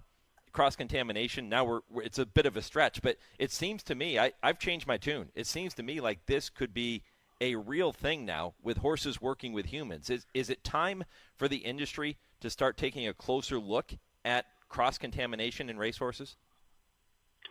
Look, I think we're victims of operating in not very, I don't think clean's the right word, but not ideal environments considering the levels we're being tested at now. The testing protocols under HIWU have become very tight. They're looking for a lot of substances, probably broader than we were before.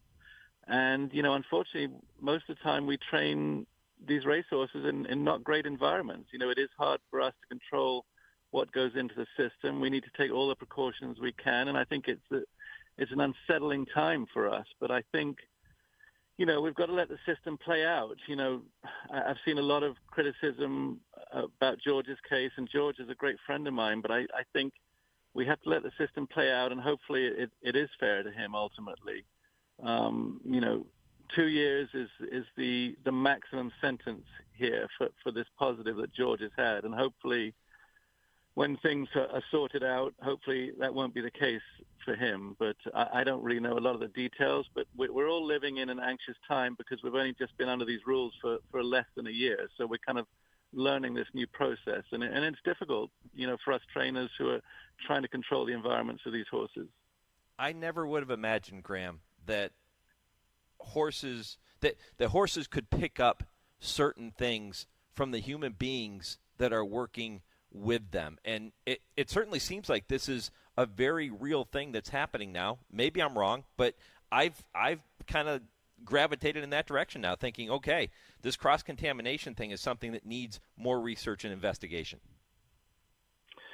Yeah, and I don't know if we in America are just much more exposed to this, or is it the environment that we're training the horses in, or are there just that many more of these medications out there?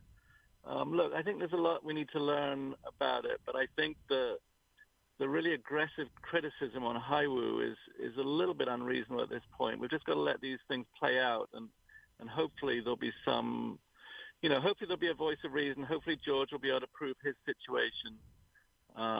But I think everyone's just really jumping the gun here, judging everyone on this case in particular. Yeah.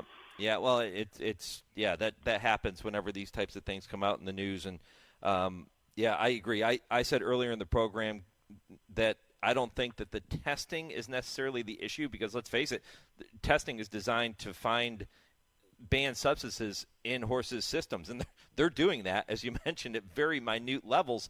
But the way that all of this is playing out afterwards is where I think Heisen can take a step back and say, okay, we're not going to prevent you from working as we continue this investigation and try to find out what went on. And again, it comes back to cross-contamination. If that's a real thing or the environment is something that's causing this, let's investigate that and find a way that we can prevent these things going forward.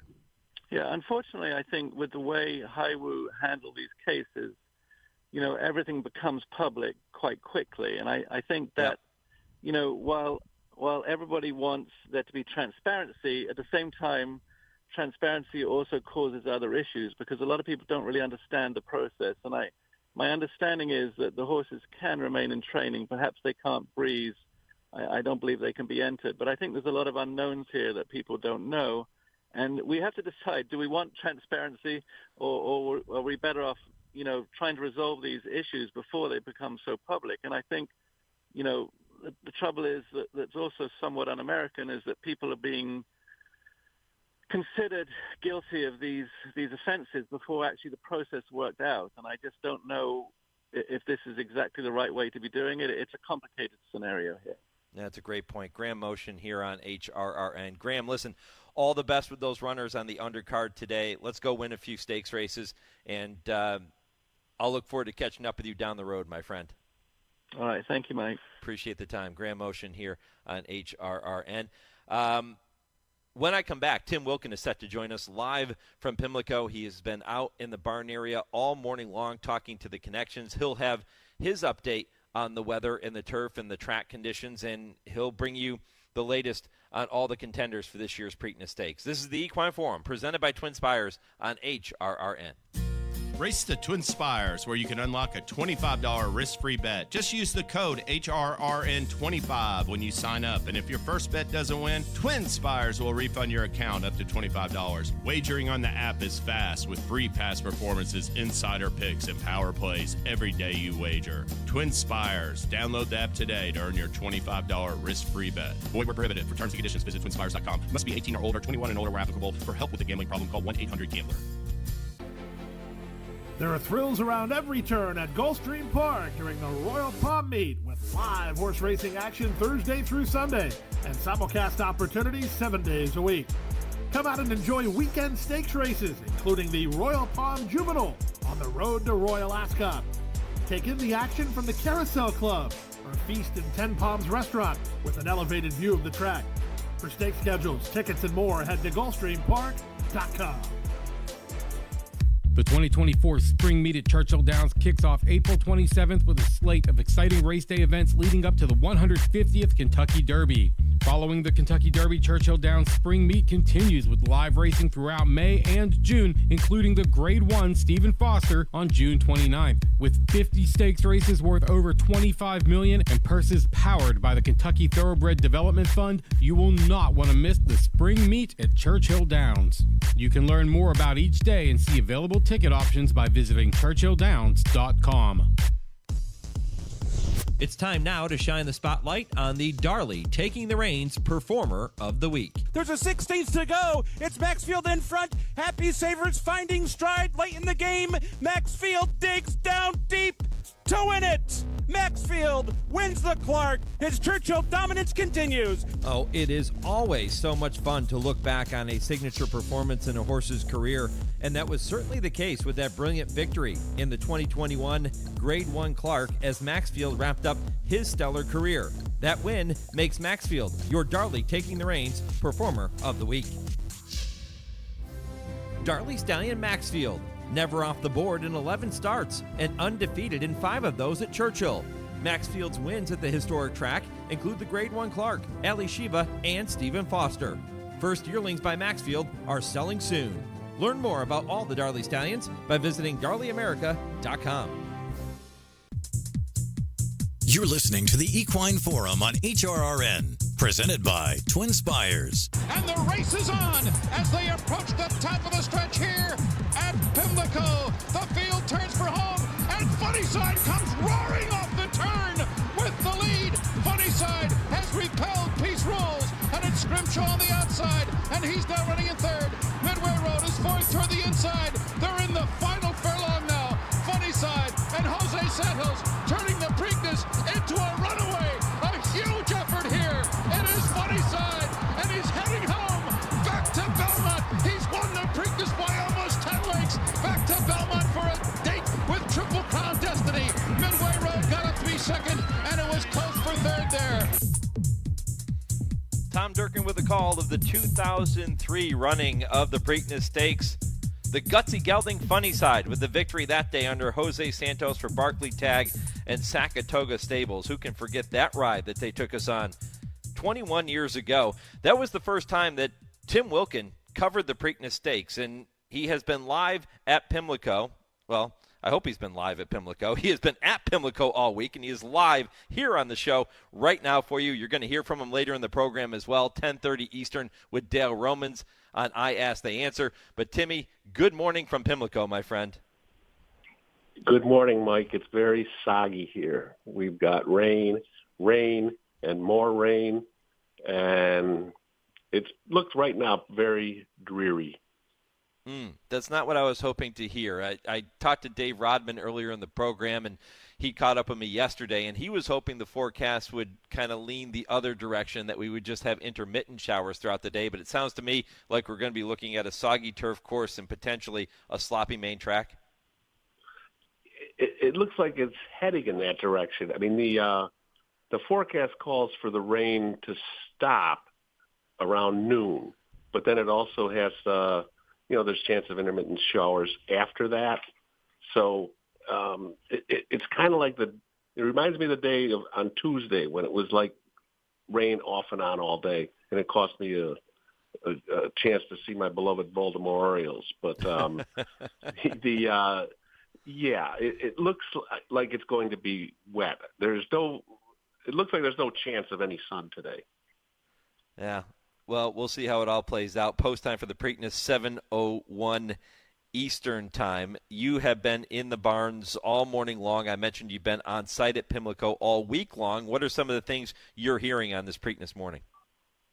Well, the thing that it's been a sort of a quiet week as far as media and the people that have been here at the barns. I mean, Bob Baffert showed up for the first time yesterday. Kenny McPeak got here Wednesday, I think he got here, and he brought his trusted Sonny the dog with him, who's become maybe the darling of this Preakness. Obviously Kenny has Mystik Dan, and Chad Brown and Brad Cox are not scheduled to be here till today. Dwayne Lucas has been here all week holding court, but it hasn't been a buzzing stakes barn like it has been in years past. But, the big news, obviously, was when Muth scratched. And I'm working for the Maryland Jockey Club here, working on their notes team. And one of the people I have to cover this week is Bob Baffert. And my phone rang at 9 a.m. What day was it now? When Muth was declared out. It was Tuesday. And I looked at my phone. It was at 6 o'clock California time, and saw Bob Baffert's name, and I'm thinking, oh my goodness, he's mad at something that I wrote. But it wasn't that. He was calling to let me know that Muth was out, which I really appreciated that he called me first to let me know so I was able to get it to the Maryland Jockey Club. And obviously a huge blow to the race because a lot of people were looking forward to what the Arkansas Derby winner could do in his race in the Preakness, and because he had beaten Mystik Dan pretty easily in that race in Arkansas when Mystik Dan was third, I think by six lengths or so. So it took a little gas out of the race, but Mystik Dan is still the horse that I think a lot of people are going to come to see, and if it's wet, it's people say he moves him up. He dominated the Southwest. And there's other horses in here that have also had some success on the grass, and on an off track. And Chad Brown's Tuscan Gold, who's by Medaglia d'Oro, that sire he loved the mud. So I think it's going to be an interesting race for sure. both of the Wayne Lucas entrants, Seize the Gray and Just Steel, have run well when they have had opportunities to race on a wet racetrack. Imagination, the horse that is now left in the race for Bob Baffert, has never set foot on a wet racetrack, at least not in the afternoons in his races. When you look through, all of his races have come on a fast racetrack. When Muth scratched Timmy, it essentially, on paper anyways, made it look like Imagination is going to be the lone speed in this race. But then there has been talk in visiting with different people throughout the week that Wayne Lucas is indicating one of his horses may try to go and put some pressure on Imagination and hopefully set it up for the other one. Has he led on in any way as to what his strategy could be? Wayne is not. Well, he hasn't been my guy, so I haven't talked to him. But I talked to Bob at length about Imagination, and he said he's not going to tell Frankie Dettori what to do. He's going to leave it right up to Frankie. And his concern with Imagination is that he's a horse that doesn't seem to want to separate himself from other horses, and that's the herd mentality that he may have. He has 6 starts, 2 wins in 4 seconds, but 3 of those seconds have been by a neck, so he's 3 necks away from having 5 wins. Yeah. They think the light bulb will eventually go on with Imagination, and Bob's hoping that it'll be today. That's just another one of the interesting scenarios that we have going into this race. And because it's Bob, and because he's won a record 8 Preaknesses, people are always going to look at his horses. But Mystik Dan, he's a Kentucky Derby winner.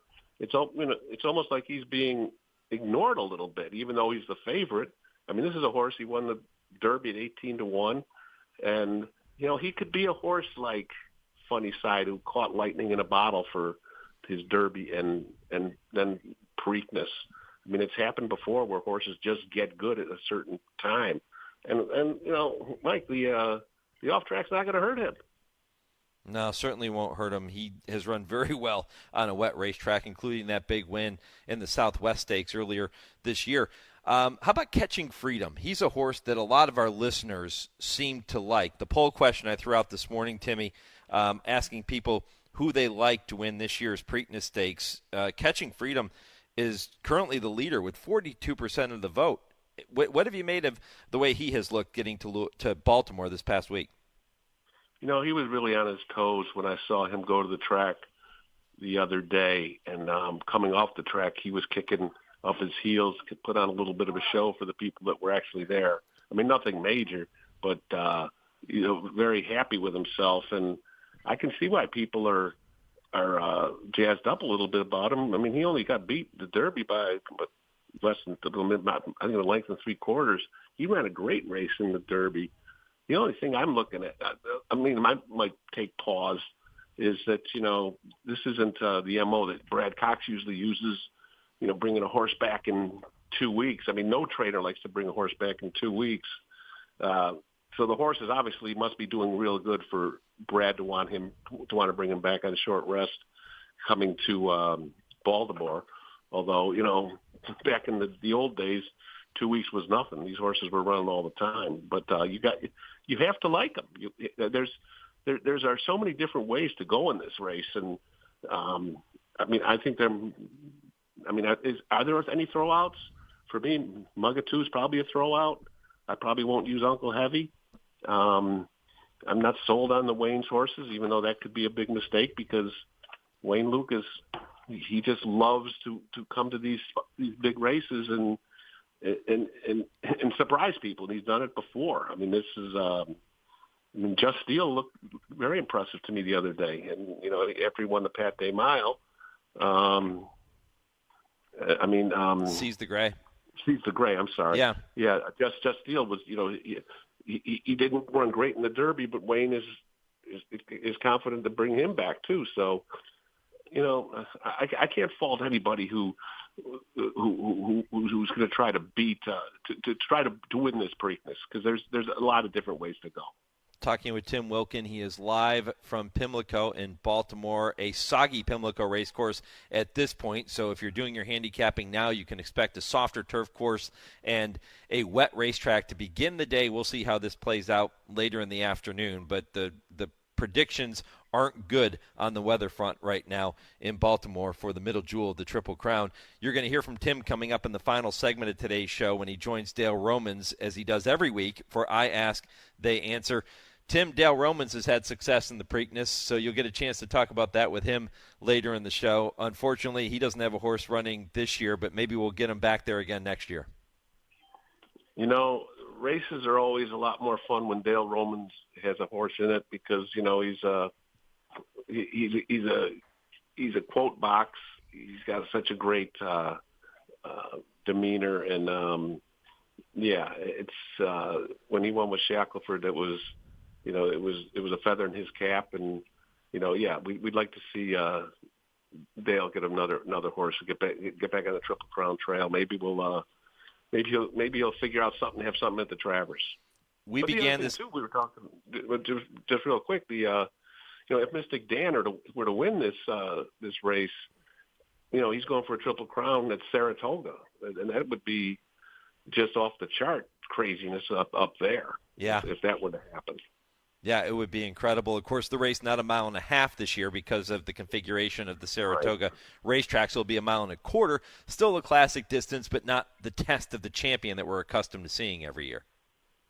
You're absolutely right, and that's something that I'm sure the traditionalists will have a field day with, saying if Mystik Dan were to somehow find a way to win all three, they put that giant asterisk on him, which I don't think is necessarily the right thing to do. If he wins all three, he showed up to all three. Yeah. So, I mean, it would be great for the sport, and it's just a hard thing to do. 5 weeks, 3 races against the best 3-year-olds in the country. It's very hard. Yeah, I'm going to get your opinion or more opinions on that from you and from Dale later in the program. I'll bring that question up with you guys during I Ask, They Answer. But, Timmy, I started the conversation looking back on Funnyside winning the Preakness. I mentioned that was the first Preakness that you ever covered as a writer, as a journalist, and now you're covering the race in 2024. What Preakness memories have really stood out to you most over the past 21 years? Well, the one that really sticks out, Mike, is when Rachel Alexandra came here in 2009 and beat Mine That Bird, the Derby winner. And, Rachel was just a special filly who I think breathed different air than her male counterparts. I mean, that was the first of 3 times that she would beat the boys that year, also winning the Haskell and then the Woodward at Saratoga. The atmosphere here at Pimlico when Rachel won was second to none. It was just, it was like a rock star was out on the track, and that was one of my favorites, and also was Shackleton. I mean, because it was Dale, and I call Dale a friend. And also because I work with him on your show. I got to throw that one out there. Yeah, Shackelford was so impressive that year. And my man Jesus Castanon, who has also done some work with us here on the radio, dear friend of mine, it was great to see him pick up that win in the middle jewel too. Great feel-good story. Absolutely. I mean, there's, the Preakness has always been my favorite leg of the Triple Crown, only because I love coming to Baltimore, and, the Maryland Jockey Club does this is a shameless plug that I'm working for them, but because they do such a great job in putting the race on.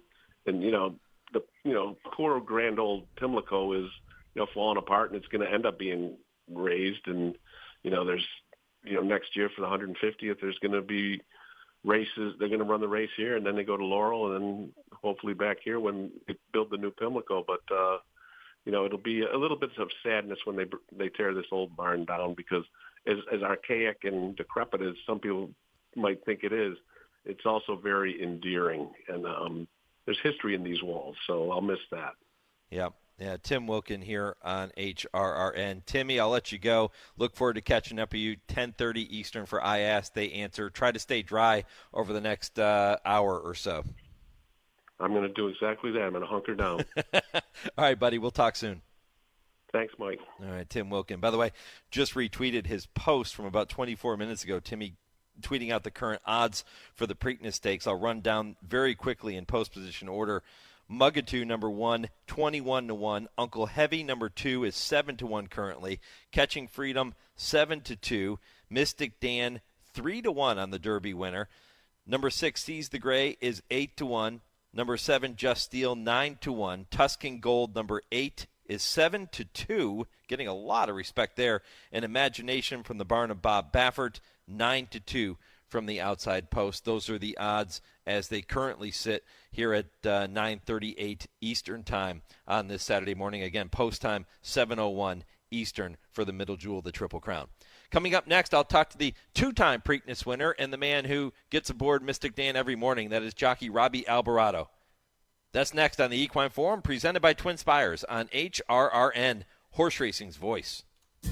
Race the TwinSpires, where you can unlock a $25 risk-free bet. Just use the code HRRN25 when you sign up. And if your first bet doesn't win, TwinSpires will refund your account up to $25. Wagering on the app is fast with free past performances, insider picks, and power plays every day you wager. TwinSpires. Download the app today to earn your $25 risk-free bet. Void where prohibited. For terms and conditions, visit TwinSpires.com. Must be 18 or older, 21 and older where applicable. For help with a gambling problem, call 1-800-GAMBLER. In 1993, Dr. John West showed that EIPH occurs during exercise when blood vessels in the lungs rupture. This is due to stress caused by high blood pressure on the inside of the vessels and strong suction forces on the outside. Only flare strips and Lasix, used together or alone, have been clinically proven to reduce EIPH. Lasix works by reducing the high internal pressures, and flare strips work by reducing the suction forces on the outside. See the science at flarestrips.com. Fans, we have a great weekend of live racing lined up at Santa Anita Park. Today is the $100,000 Misdirection Stakes, and Sunday brings the $100,000 Desert Code. Both of those will be run down the Hillside Turf Course. Of course, Memorial Day weekend is right around the corner. Great events are lined up like the fan favorite Corgi Nationals, the Smorgasbord Barbecue Invitational, the Memorial Weekend Carnival, the California Beer Festival, and on Monday, May 27th, Memorial Day, it's a Dollar Day, and our annual poker charity tournament benefiting Folds of Honor. It's just a $300 donation to play, and 100% of that goes directly to the Folds of Honor Foundation. We will have special packages online that include a challenge coin and a vintage The Shoe Wants You t-shirt. For more information, go to santanita.com or call George Ortuzar in our marketing department. The top jockeys, the top trainers, world-class racing, and a great Memorial Day weekend are right here at Santa Anita, the great race place. Monmouth Park's summer season rolls on with live racing action starting at 12:50 every weekend. Monmouth's 2023 season featured its highest average field size since 2015, the perfect recipe for a prolific payday. With a stakes race every Saturday and Sunday, plus the Win Early Pick 5, Monmouth Park is your summer place to profit. Attending on site? Lock in your odds with fixed odds wagering at Monmouth Park Racetrack. For more information, visit our website at monmouthpark.com. You're listening to the Equine Forum on HRRN, presented by TwinSpires. 3/4 up in 111.24, and they're into the stretch, and it's Swiss Skydiver, the filly, and the Kentucky Derby winner Authentic. They are nose to nose as they arrive at the final furlong. Swiss Skydiver digs in at the rail. Authentic on the outside. These two putting on a show. The Derby winner and the filly. Swiss Skydiver inside. Authentic outside. They're nose to nose all the way to the wire, and it is going to be a photo finish. Was it the filly? Swiss Skydiver, I think she did it. Authentic was with her on the wire in the Preakness Stakes. The final time was 1:53-1. Welcome back to the Equine Forum, presented by TwinSpires on this Preakness morning. Mike Penna, Baron of the Backstretch, with you until 11 a.m. Eastern. That was Larry Colmus with the call of Swiss Skydiver, the filly beating the boys in the Preakness in 2020. That was under jockey Robby Albarado, his second victory in the middle jewel of the Triple Crown, his first coming 13 years prior with Curlin in 2007. Robby set to join us momentarily. We are efforting the retired jockey, now exercise rider for the Derby winner, Mystik Dan. And it's interesting, Robby came close to winning the Kentucky Derby, but never was able to pull it off. And now he kind of has in a way, because he helped prepare Mystik Dan to win the Derby 2 weeks ago, and now he's hoping to take some of that Preakness mojo that he certainly has and transfer it to Mystik Dan later this afternoon. Robby with us now, live from Maryland. Robby, good morning, my friend. Happy Preakness Day. Hey, thanks, man. I appreciate it, Mike. I haven't stepped foot outside yet, but it seems like it's going to have a rainy day today. Yeah, it looks like it's going to be a rainy day. That shouldn't hurt Mystik Dan's chances at all. Actually, be conducive to his style, actually. He enjoys that mud. Yeah, what do you feel, Robby, underneath you when you're aboard Mystik Dan? Good horse. Really good horse. He's done all the things that really good horses do. The way he moves, the way he acts, his whole demeanor is something that you see in really good horses, horses that win classic races. I was just bragging on you a little bit as we were trying to make the connection here, talking about winning the Preakness with Curlin, and then we just heard Swift Skydiver winning the Preakness. Of course, that was for trainer Kenny McPeak. When you were aboard a good horse in your career, you said Mystik Dan feels like a good horse. What does a good horse feel like underneath a jockey?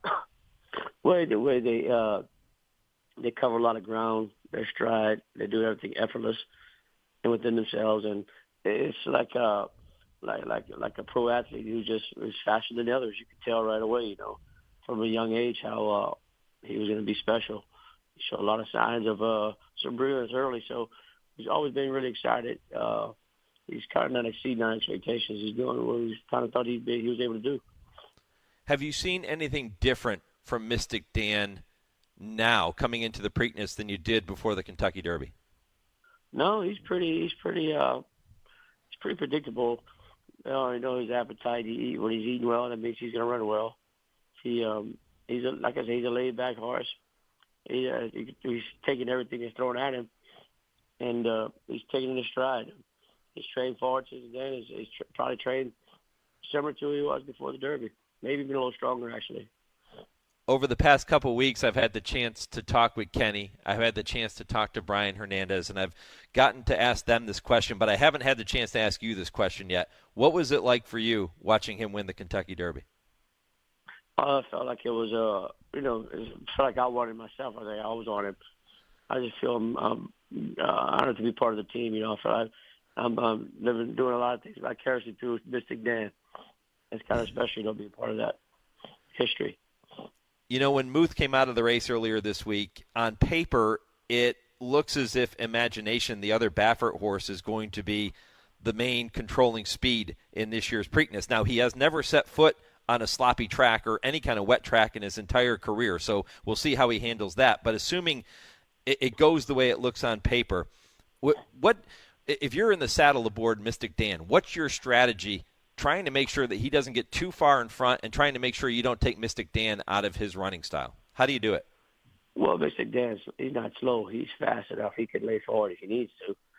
But I feel like I see the Gray, that horse coming to the Pat Day Mount. He's not a slow horse either. He could probably potentially add a little pressure to Imagination. But I'm not sure, I said, all I have to do is break away from the gates and let Ryan get him in a comfortable position without taking him at his own pace.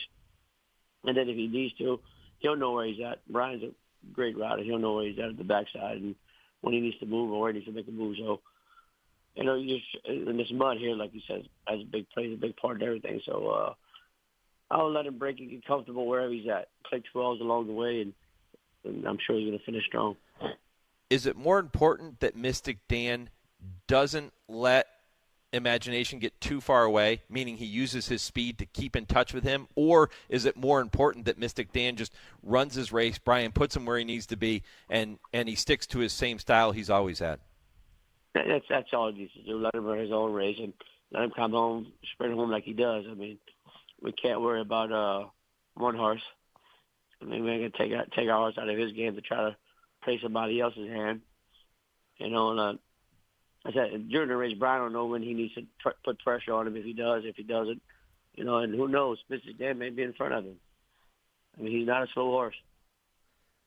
Talking with jockey Robby Albarado, 5,222 victories to his credit, including those 2 wins in the Preakness Stakes. When you think about that 2007 edition with Curlin, what comes to mind, Robby? Well, Curlin was a real immature horse at that point. He used to drift out really, really bad. And I remember Street Sets ran inside of him like he was going to go in and win easy. And I remember had Curlin switch over to his right lead and he just kind of run him down. And that was kind of the sign of a really, really, really good horse he was. Great horse, or great horse he's going to be. This is about what he did, his persistence in winning that race. Very different from Mystik Dan. Mystik Dan's professional already. He's an older horse. He acts like an older horse. Like he's done it many, many times before. So totally different than 2007. Not comparing horse quality-wise, but you never know about at this point in their career. Yeah, Curlin ran that huge race to be 3rd in the Derby, then wins the Preakness, comes up just short in the Belmont, ends up finishing 2nd in the Belmont that year. And now we know what he's done as a stallion. How cool is it now to watch these Curlin babies run at such a high level? Well, I can tell you with the track conditions today, Curlin would be 1 to 9, I'm sure. He was a real mud runner, he was. Yeah, it's fun watching him run, watching. Anytime you see a Curlin in the rain or the mud, and you just might as well bet them because they're likely to be running a huge race. Ken McPeak gave you a lot of credit, and Brian a lot of credit, rightfully so, when I visited with him on my Trainer Talk show about a week and a half ago. And he talked about the riders who were born and raised in Louisiana. He said, I don't know what it is about these guys, but for whatever reason, they just continue to produce, that state continues to produce incredible jockeys. What's in the water down there, man? What is it? I'm not sure, man. It could be bayou water. I'm not sure what it is. Maybe the seasoning, the spices. I don't know, but it's pretty cool, being part of that whole history of Cajun jockeys. Yeah, it's pretty spectacular. Yeah, Brian Calvin, he goes on and on and on. I can go continuously all day long and talk about 500 Cajun jockeys who have been very successful. I don't know what it is, but I'm glad it happens. It was so funny because I remember when you won with Swiss Skydiver in the Preakness, the first thing Kenny did was give you all the credit for an incredible ride, and that was a great ride. He did the same thing with Brian after the Kentucky Derby this year, and rightfully so. I love the way he recognizes the guys who were in the saddle making the decisions in the heat of battle, if you will. What do you remember about that trip with Swiss Skydiver? Oh, I remember. Well, it leads back to what we were just talking about, taking a horse out of his race. I never really put her in the spot she was in that side. She kind of took me there within herself, and I just didn't discourage her because she was clipping along pretty easy there when I ran inside of Authentic on the backside, and she was fine doing it. I felt comfortable doing it. She was there the whole way. Then when she finally got heads up on him, she threw her ears up. And that's an all telltale sign there that she's very comfortable and doing it pretty easy. And then turning for home, she just sprinted home and refused to lose. It was a good feeling. It was a really good feeling. But she used to give indications that way. If she wanted to do something, she did it. Yeah, she had second fastest Preakness. She had that moxie, that style, and when she put her mind to it, she was really tough to beat. Robby, listen, man, I got to get to a break here in just a minute, but I really appreciate the time. I mentioned those 5,222 victories in your career, the 2 Preaknesses, 3 Breeders' Cups. Man, I'm going to keep beating the drum. I'm going to keep putting you on my list for the Hall of Fame. I hope you get in there one day, my friend. I appreciate it, Mike. You're my biggest fan. Thanks. All right, keep it rolling. Robby Albarado, good luck today, buddy. Thanks. All right, Robby Albarado here on HRRN. And, his resume to me, I've done it for the past several years. I put Robby on the ballot as one of my write-in votes. He was on the ballot, and I believe this year he fell off, but I wrote him in there. I think his resume stacks up with many of the great Hall of Famers that are in there currently. And you heard him say it was like he had won the Kentucky Derby. He's never won the Derby. You look at his performances in the Derby. In 2013, second aboard Golden Soul. 2007, he was third with Curlin. 2006, he was third with Steppenwolfer. Remember Steppenwolfer? So he was close. He knocked on the door in the Kentucky Derby, but he said when Brian won, and Mystik Dan won 2 weeks ago. You heard him say it was like he was winning the Kentucky Derby, and he got to experience at least from that standpoint. Good stuff. Again, 7:01 Eastern is post time for today's Preakness. We'll see if Mystik Dan can take that next step toward this year's Triple Crown.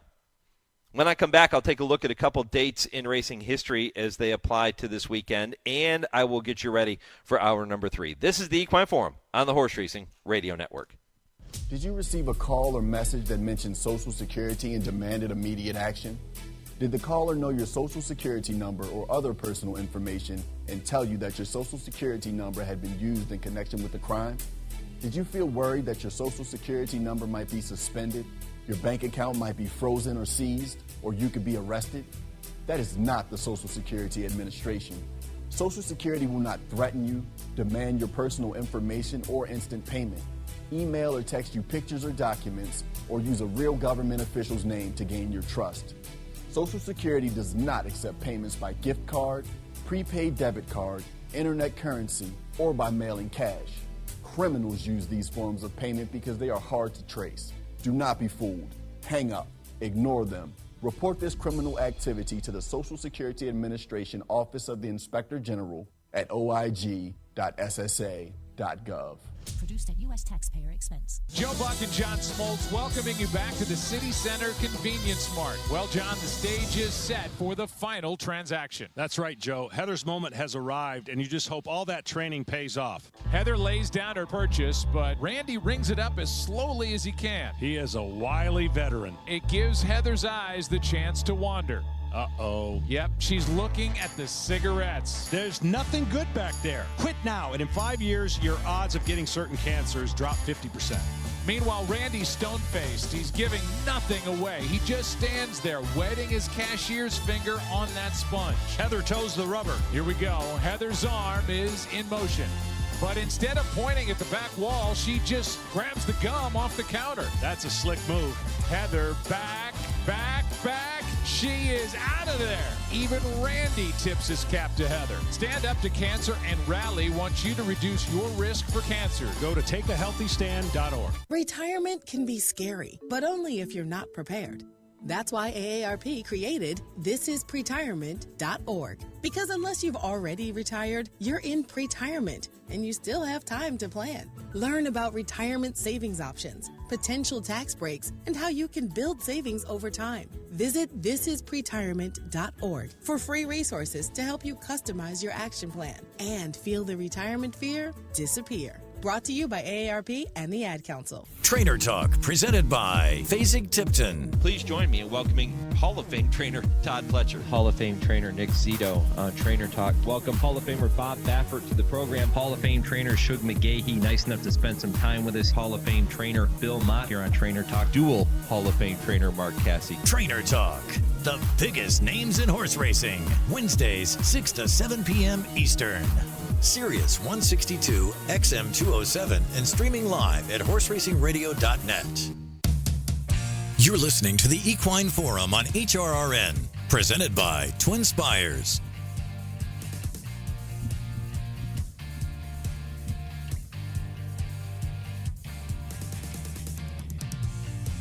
Welcome back. 2 hours down, 1 to go. At least we're close to having 2 hours in the book. Still has some historical dates in racing history to take a look at momentarily. But if you missed any of my conversations so far in the program with Dave Rodman or Arthur Hancock, looking back on Sunday Silence, Graham Motion, Tim Wilkin, or Robby Albarado in the previous segment, remember you can check out the podcast of all of our shows, not just the Equine Forum. All of our shows available for you on our website at horseracingradio.net, including some of the special segments we bring your way that are broken out as individual podcasts. Make sure you check out the website and browse through those. And while you're on our website, remember to sign up for our weekly email newsletters we send your way. You sign up there. They're free. And we keep you up to date every week on the happenings here at the Horse Racing Radio Network. All of our guests who are going to appear on the program every week and some of the special events coming up here on HRRN. You can sign up right there on our website, horseracingradio.net, and listen to the podcast there and on every podcast platform. Well, time now to take a look at a couple dates in racing history as they applied to this particular weekend. We're going to start with yesterday, May 17th, 1875, America's oldest continuously held sporting event, the Kentucky Derby, was first run. Yeah, yesterday, the anniversary of the first running of the Kentucky Derby. The race, of course, won by Aristides. Yesterday, also the anniversary, May 17, 1930, of 2-year-old Equipoise giving owner C.V. Whitney his first stakes victory when he captured the Keene Memorial Stakes at Belmont Park at odds of 3-5. How about that? May 18th was a special day today, a special day for Eddie Arcaro. The late Eddie Arcaro, one of the great jockeys of all time. It was on May 18th, 1931, that the 15-year-old Arcaro rode his first race, finishing 6th at Bainbridge Park, Ohio. And at year's end, believe it or not, he remained winless after 36 tries in 1931. Doesn't seem right, but he made up for it later in his career, didn't he? Because May 18th, 1957 is the day that Eddie Arcaro set the record for the most number of Preakness Stakes wins by a jockey with 6 when he rode Bold Ruler to victory for Wheatley Stable. Cool stuff there. A few historical dates in racing history to get you set for this Preakness Day. Again, Preakness 149 coming up 7:01 Eastern. I gave you the current odds. Results of the poll question, keep them coming, by the way, at HRRN on Twitter, Horse Racing Radio Network on Facebook. And if you don't do social media, you can email me for the next hour or so as we continue on till 11 a.m. Eastern. Who is your pick to win the Preakness Stakes? So far, Catching Freedom for Brad Cox, the leader. 43% of you saying it's Catching Freedom. Just 24% for the Derby winner, Mystik Dan. Hour 3 of the Equine Forum coming your way next, right after this 10-second pause for station identification. This is the Horse Racing Radio Network, where racing comes to talk.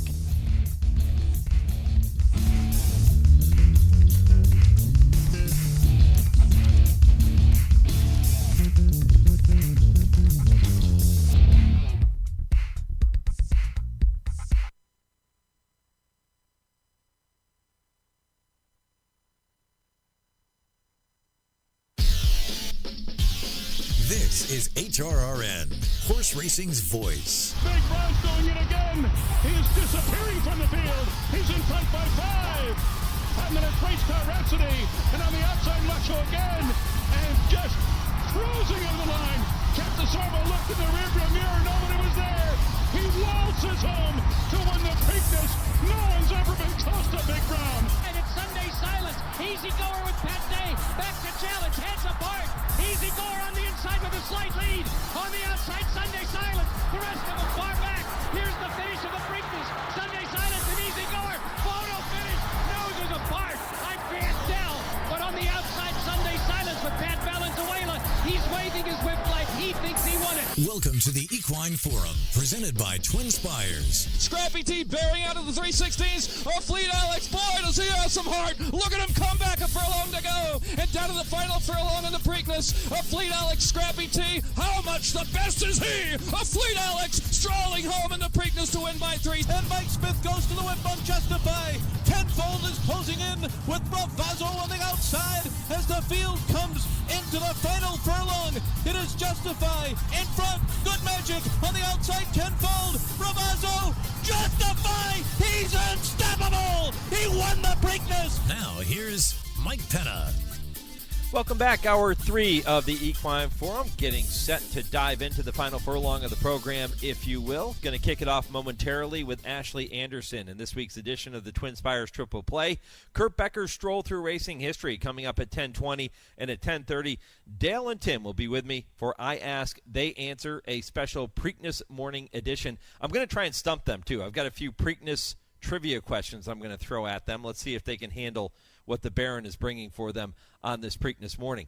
If you missed any portion of the first 2 hours of the program, my conversations with Dave Rodman, with Tim Wilkin, talking about this year's Preakness and some of the other races associated with that program later today, all you have to do is head back to the website, horseracingradio.net. You can listen whenever you have some time, and you can also check out the podcast on every podcast platform. So however you access your podcast, type in Horse Racing Radio Network, follow this program and all the shows we bring your way each and every week, and continue to comment on our Twitter page as you've done throughout the morning, on our Facebook page as well. That's at HRRN on, well, X, formerly Twitter, and Horse Racing Radio Network on Facebook.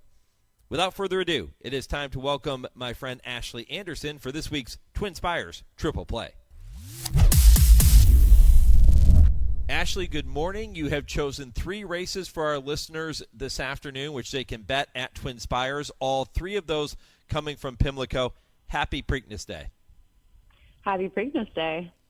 Super excited to dive into these races. I really like the 3 you've selected. They're going to come up in succession. Race 11, 12, and 13. The Preakness race 13 will go right around 7 o'clock Eastern. I think the official post time is 7:01 Eastern. Talk to me about the reason for choosing these 3 races in particular. So there's some deep fields here in 11 and 12 specifically, and especially on the turf for these 2 races. But with the rain in the forecast, it kind of potentially switches some things up, might get softer turf, and I feel like that kind of pointed me in the direction of a few runners that you can get a little bit better prices on, and I think some vulnerable favorites, especially in 11 and 12. And now, of course, Preakness is the big race. Of course, I want to talk about that. And with Moose out, I think it's more wide open too. So I thought they were all 3 very interesting races. Yeah, the weather forecast in Baltimore this afternoon, it continues to change. We are expecting some rain throughout the day. How much is the big question? How will that affect the main track? How will it affect the turf condition? That remains to be seen. But for now, we're going to handicap it as you have selected. And we'll kick it off with race 11, 5 furlongs on the turf. It is the Jim McKay Turf Sprint with a purse of $100,000. Love these races. They're always kind of wide open. How'd you see this one? So I went with number 11, Whitty, at 9-2. And the thing I like especially about Whitty, he can win on the turf and the dirt. I don't know that we're going to come off the turf, but in case that were to happen, he's still a play because he has 5 wins on the dirt as well. But looking at him at 5 furlongs on the turf, he has never finished worse than second in 5 starts from 5 furlongs on the grass. He also has a win at Pimlico on the turf, and it was at today's distance in a non-graded stakes. He transferred to Elizabeth Merriman's barn before September of last year and has 4 wins from 5 starts with Elizabeth Merriman. She's also a 43% winner with horses that won their last race. It's a small sample size of 14 starters, but still a very high percentage there. And she also has a positive ROI with non-graded stakes.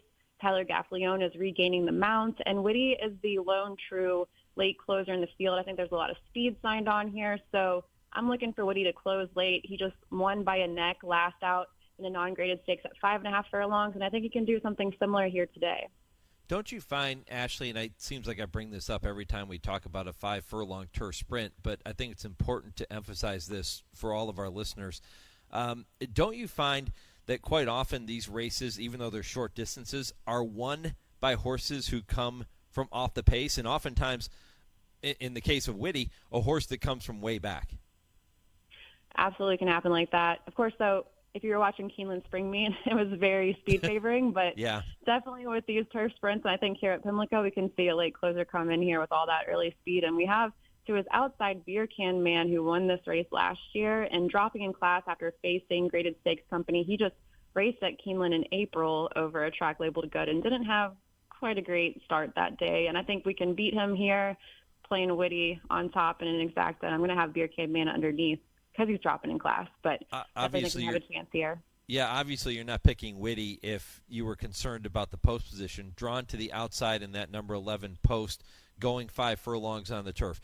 It seems to me like you like that, especially for a horse like this who is going to be coming from off the pace. Right, yes, off the pace. I'm not concerned with the outside post. If you were trying to go to the front, I don't know if I'd feel good, but I think he's got a good setup here. All right, number 11, Whitty, in the first leg of the TwinSpires Triple Play for Ashley. That is race 11 at Pimlico. We'll move on to the next one. That is race 12. You'll go with the Grade 3 Dinner Party Stakes, purse of $500,000, mile and an eighth on the turf. And this is one of my favorite races leading up to the Preakness every single year. It's really a fun race, and this year it looks to be pretty wide open. I agree. I thought it could go a couple different ways, but I ultimately landed on number 9 Beatbox at 5-1. Now, I was down at the fairgrounds for a couple of his races, and I saw him win the Fairgrounds Stakes, a grade 3 at 1 1/8 of a mile on soft turf, which we might get by post time. And Beatbox is coming off a 4th to I'm Very Busy in the Munez Memorial, a grade 2 at the fairgrounds. I think he can bounce back here. Coming off a layoff of almost 2 months for Sherry DeVoe, he'll keep his regular rider, Joel Rosario, and he's kind of a late runner here. He's top in prime power if you looked at Brisnet prime power rankings. And I think we have another vulnerable favorite here in number 10, Emmanuel, who really does his best work on firm turf. And again, with the rain, I don't know that we're going to get firm turf today. So I'm going to try to beat number 10 with number 9, Beatbox. But if you're going to play horizontal wagers, I'd maybe include a few other horses here because it is a very wide open race. I like number 5, Running Bee at 9-2 for Chad Brown, moving back up in class, and number 3, Balnikov with Frankie Dettori aboard.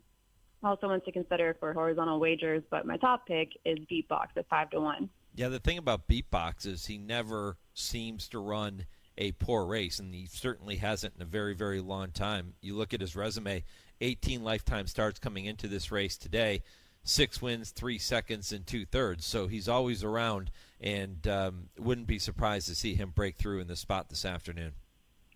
And in 8 turf starts, he's finished in the money in 7 of them. So also with TwinSpires, we have a money back offer. So this horse in particular is good to play for that money back offer because if he finishes 2nd or 3rd in this race, you get up to $10 back at TwinSpires if you opt into that promo.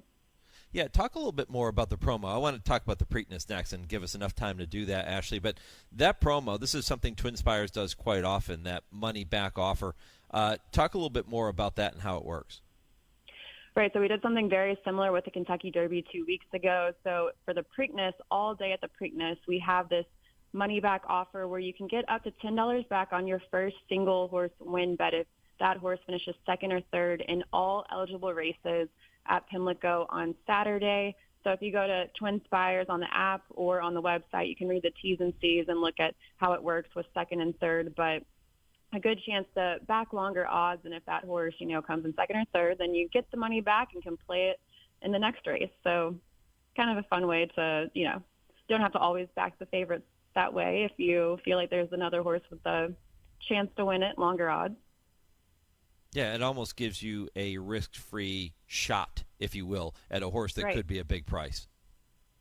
Exactly. And we have something similar, too. Actually, we have Churchill Downs night racing for people that want to tune into that as well on Preakness Day. But we have a similar money-back offer for Churchill Downs racing, and it's in 3 specific races on Saturday, and that will be race 6, race 7, which is a grade 3. It's the Louisville Stakes, and then we have race 10. So money-back offers all around at TwinSpires. All kinds of great stuff. Don't forget, there is no specific TwinSpires triple play wager when you go to TwinSpires, as we're talking about here this morning. But you can bet all 3 of the races we're talking about with Ashley here this morning at TwinSpires. We encourage you to do that as soon as we finish up here. Get those bets in. Just make sure you're doing that at TwinSpires. All right, Ashley, one more to go. It is the big one, the Grade 1 Preakness Middle Jewel, the Triple Crown, $2 million purse, mile and 3/16, a field of 8 3-year-olds breaking from the gate shortly after 7 o'clock Eastern. How'd you see this one? Well, originally I was feeling 100% confident in Moose before he scratched. I was thinking we're going to get something similar to National Treasure's run, going gate to wire. But we do have another Bob Baffert runner in this field. We now have 8 in the field, and Imagination is breaking from the outside post. For Bob Baffert has Frankie Dettori aboard, and he's really the true lone early pace setter in the field. So I'm looking for him to go out front early and try to go gate to wire as well. He's 6-1 on the morning line. He's listed as number 9 on the program, going to be breaking from the, post 8 now. So I think this is the route that I'm going to go with Muth out of the field. It really kind of opens up everything. And then, if we get a muddy track, that can potentially throw some things off. But I think Imagination has the pedigree to handle the mud as well if we get that. but we might have a fast track by post time too. So, and he's been racing on fast tracks over in California. A little concerned that he hasn't faced the deepest of fields in some of those starts, but he did just finish a next second in the Santa Anita Derby, had a career best 97 brisnet speed figure. He seems to be improving. He was $1 million yearling purchase, so obviously a special horse, and I'm going to look for him to get a Preakness win with Frankie Dettori. On paper, Imagination is the fastest of the 8 horses in this year's Preakness Stakes, meaning if he breaks well, we could expect that he is going to be setting the pace. We'll see how far his speed will carry him. But Dave Rodman, Pimlico announcer, joined me earlier in the program, and he pointed out the fact that Mystik Dan, early in his career when he was sprinting, his first 2 starts, he was right up on the pace in each of those. As a matter of fact, his debut, he actually had the lead going 22 flat in his debut at Keeneland. Came back in his next race, went 22-3 for the opening quarter, and was just a head back of the pace setter there. He drew off to win by 7 3/4 to break his maiden. Do you think Mystik Dan is the horse in here that can keep Imagination in his sights if indeed Imagination breaks well? I think it's certainly possible. It's interesting. I feel like this is setting up more and more in Mystik Dan's favor, honestly, with Moose scratching, because Mystik Dan had finished, I guess it was how many lengths back? Or hold on, 2 lengths back. So, I mean, no, more than that, 6.5 or 6 1/4 lengths back to Moose. So now with him out, I feel like, yeah, that changes things. He could sit right off the pace. And Brian Hernandez, we just saw him with a great ride in the Derby going up the rail, and we might see something similar in this race as well. Yep. Yeah, we'll see if Mystik Dan can keep Imagination in check, not let him get too far away on the front end. Is there anybody else in this race, Ashley, that you could see running with Imagination, or is he just simply too fast? Well, I've heard a lot of talk now with Dwayne Lucas having 2 in the field, and Just Steel was sitting right off the pace in the Derby early on before, fading pretty badly to 17th. But people have been talking about Dwayne Lucas maybe sitting Just Steel out to the front, and then you've got Seize the Gray, who just won the Pat Day Mile, who might sit back, second or third early on. So I think Imagination might get pushed a little bit. I'm very curious to see how Dwayne Lucas is planning to run this race with these 2 horses. Yeah, it's not like Wayne has never done this with a couple of horses in a race before, right? So right. It wouldn't be the wildest stretch in the world. And Just Steel does have early speed, as you pointed out, 46-3 in the Kentucky Derby for the opening quarter, and he's right up there close to the pace. So we'll see how this all plays out later today, again, shortly after 7 o'clock Eastern with that Preakness Stakes. So just to recap for you, Ashley, your TwinSpires triple play for this morning. You'll kick it off with race 11 at Pimlico. That is the Jim McKay Turf Sprint. Number 11, Witty, is your top pick at 9-2. Race 12, number 9, Beatbox at odds of 5-1. And race 13, the Preakness, you'll take number 9, Imagination at odds of 6-1. Do you think that with Muth being out now, we get 6-1 on Imagination, or is that price going to be lower? I don't know if we're going to get 6-1, especially because I think a lot of people that liked Muth are probably now looking at the other Baffert runner. I think we're going to see the odds all over the place. Even someone like Uncle Heavy, who's 20-1 on the morning line, I think we might see the odds come down too, because Irad Ortiz Jr. is aboard, obviously a top jockey, and that's a rider switch that kind of makes me look at Uncle Heavy a little bit as a long shot, maybe to at least finish in the top 3. Yep. Yeah, interesting stuff. Ashley, we'll find out the answers to all of these questions coming up later today. Really appreciate the visit this morning. And again, we'll encourage everybody to play all 3 of those races and all the races they're betting today with TwinSpires. All the best. Good luck at the windows, Ashley. You too. All right, Ashley Anderson with this week's TwinSpires triple play. Coming up next, it is time for Kurt Becker's Stroll Through Racing History, and then Dale and Tim still to come at 10:30 Eastern with this week's edition of I Ask, They Answer. That's all ahead on the Equine Forum, presented by TwinSpires on HRRN.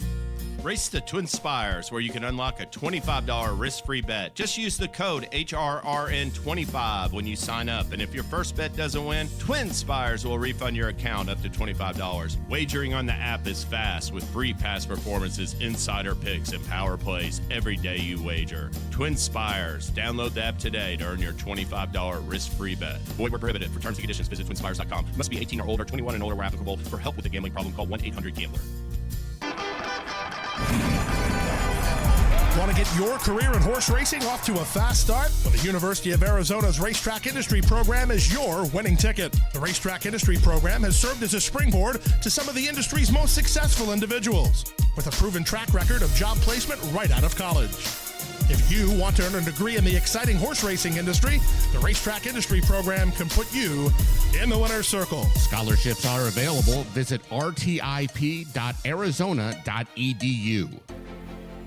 There are thrills around every turn at Gulfstream Park during the Royal Palm Meet, with live horse racing action Thursday through Sunday and simulcast opportunities 7 days a week. Come out and enjoy weekend stakes races, including the Royal Palm Juvenile on the road to Royal Ascot. Take in the action from the Carousel Club or feast in Ten Palms Restaurant with an elevated view of the track. For stake schedules, tickets, and more, head to GulfstreamPark.com.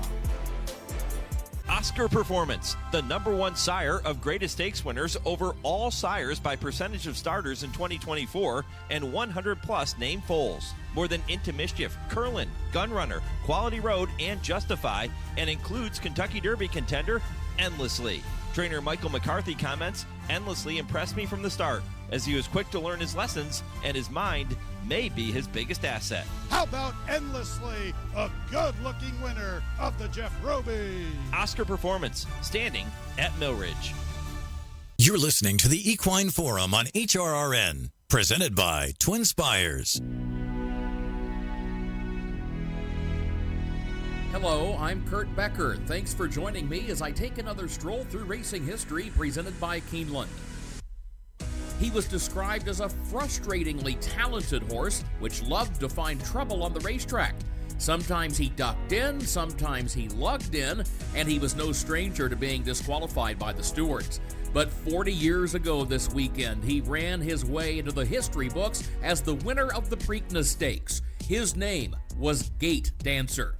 Foaled on March 31st, 1981 at Dixieland Farm of breeder William Davis in Ocala, Florida, Gate Dancer was a bay colt by Sovereign Dancer out of Sungate by Bo Lee. He was from the first crop by his sire, a horse which had raced with modest success, and he was a grandson of globally prominent stallion Northern Dancer. His dam came from a legendary Calumet farm family, but she was 0 for 13 in her racing career. After failing to meet his $50,000 reserve at public auction as a weanling, Gate Dancer sold for $62,500 privately to Ken Opstein, an insurance executive who lived in South Sioux City, Nebraska. The colt's trainer would be Jack Van Berg. In his late 40s at the time, Van Berg stood 6 feet 2 inches tall, weighed 230 pounds, and had a gruff demeanor. Dave Johnson of ABC Sports once joked that Van Berg had more crust than a pie factory. Under Van Berg's care, Gate Dancer made his debut as a juvenile in June of 1983 with a smashing victory by 8 lengths in Nebraska at Ak-Sar-Ben. But in his second start, he shifted lanes to his left during the stretch run and finished runner-up, and he showed similar issues after heading to California at the end of the year. In March of 1984, Gate Dancer, now a 3-year-old and described as being of medium size and with a sturdy build, continued to display erratic behavior, holding his head high in the air and ducking in during the stretch run of the Grade 1 San Felipe Stakes. He finished second by a head, and many believed the antics had cost him a victory. Jockey Eddie Delahousie suggested to Van Berg that perhaps the issue was crowd noise, and so Van Berg had someone sew a special hood for Gate Dancer to wear with sponge rubber sewn into the ears of the hood.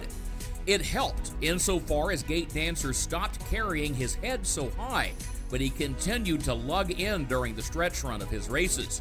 It was seen as the reason he suffered a loss as the favorite in the Arkansas Derby, and it had led to his being disqualified from 4th in the Kentucky Derby. And now it was time to head to Baltimore for the 109th running of the Preakness Stakes. And Van Berg was facing a dilemma. He knew further equipment changes were necessary for Gate Dancer, but he did not want to make radical changes prior to a Triple Crown race. Van Berg finally landed on a solution. He would keep the earmuffs, remove the blinkers, and modify the bit. It was clear that he did not want Gate Dancer to be startled by the crowd noise, but he did want him to have a broader field of vision. As for the bit, Van Berg would add a plastic holder to provide more stability, and he would use a plastic burr and a pronged device fitted on the inside of the bit to give the jockey more control. This setup would replace the tongue tie, which had been utilized previously to prevent interference with the bit, but which had seemed frustrating to Gate Dancer. There was also one more change. Van Berg replaced Delahousie with jockey Angel Cordero Jr.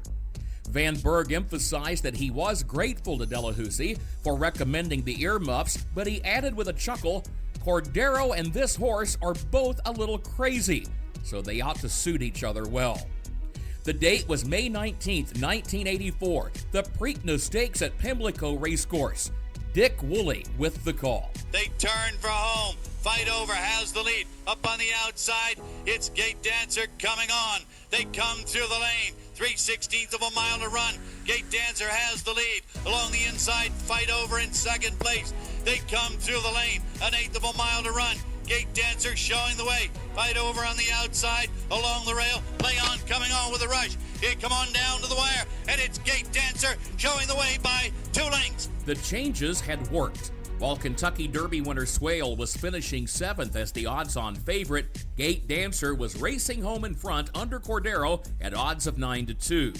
Van Berg heaved a sigh of relief, joking after the race that he had just about run out of equipment to try on Gate Dancer.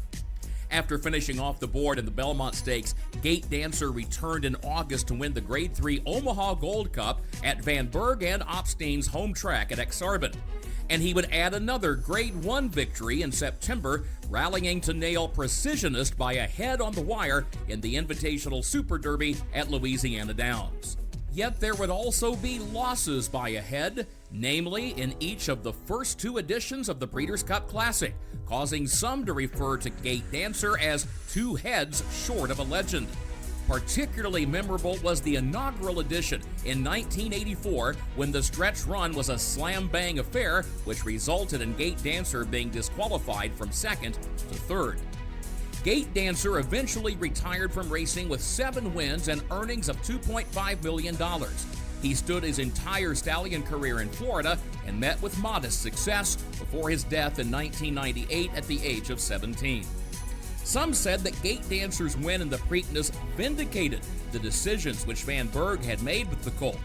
But Van Berg saw it differently, saying, "This horse vindicated himself. I always believed he could be a classic contender, and he proved that he belonged." Happy Preakness Day, everyone. Please join me again next week when I take another stroll through racing history presented by Keeneland. For HRRN, I'm Kurt Becker.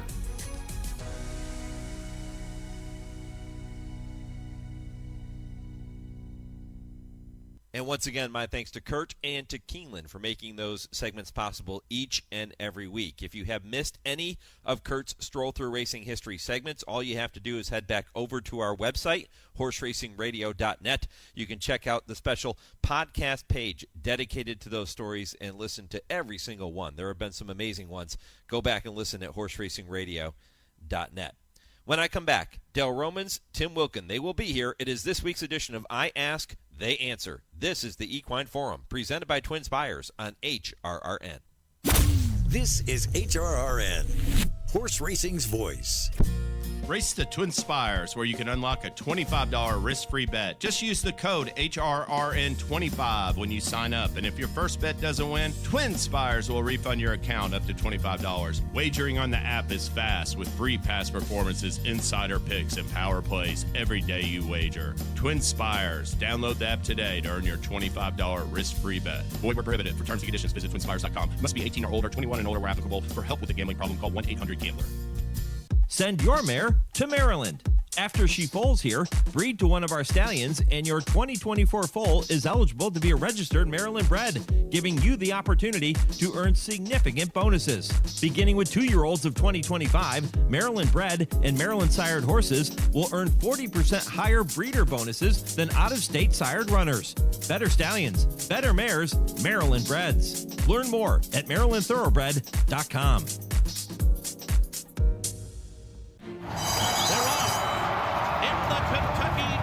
His sire is one of the most exciting young stallions in the world. His dam has become one of the most important brood mares in the industry.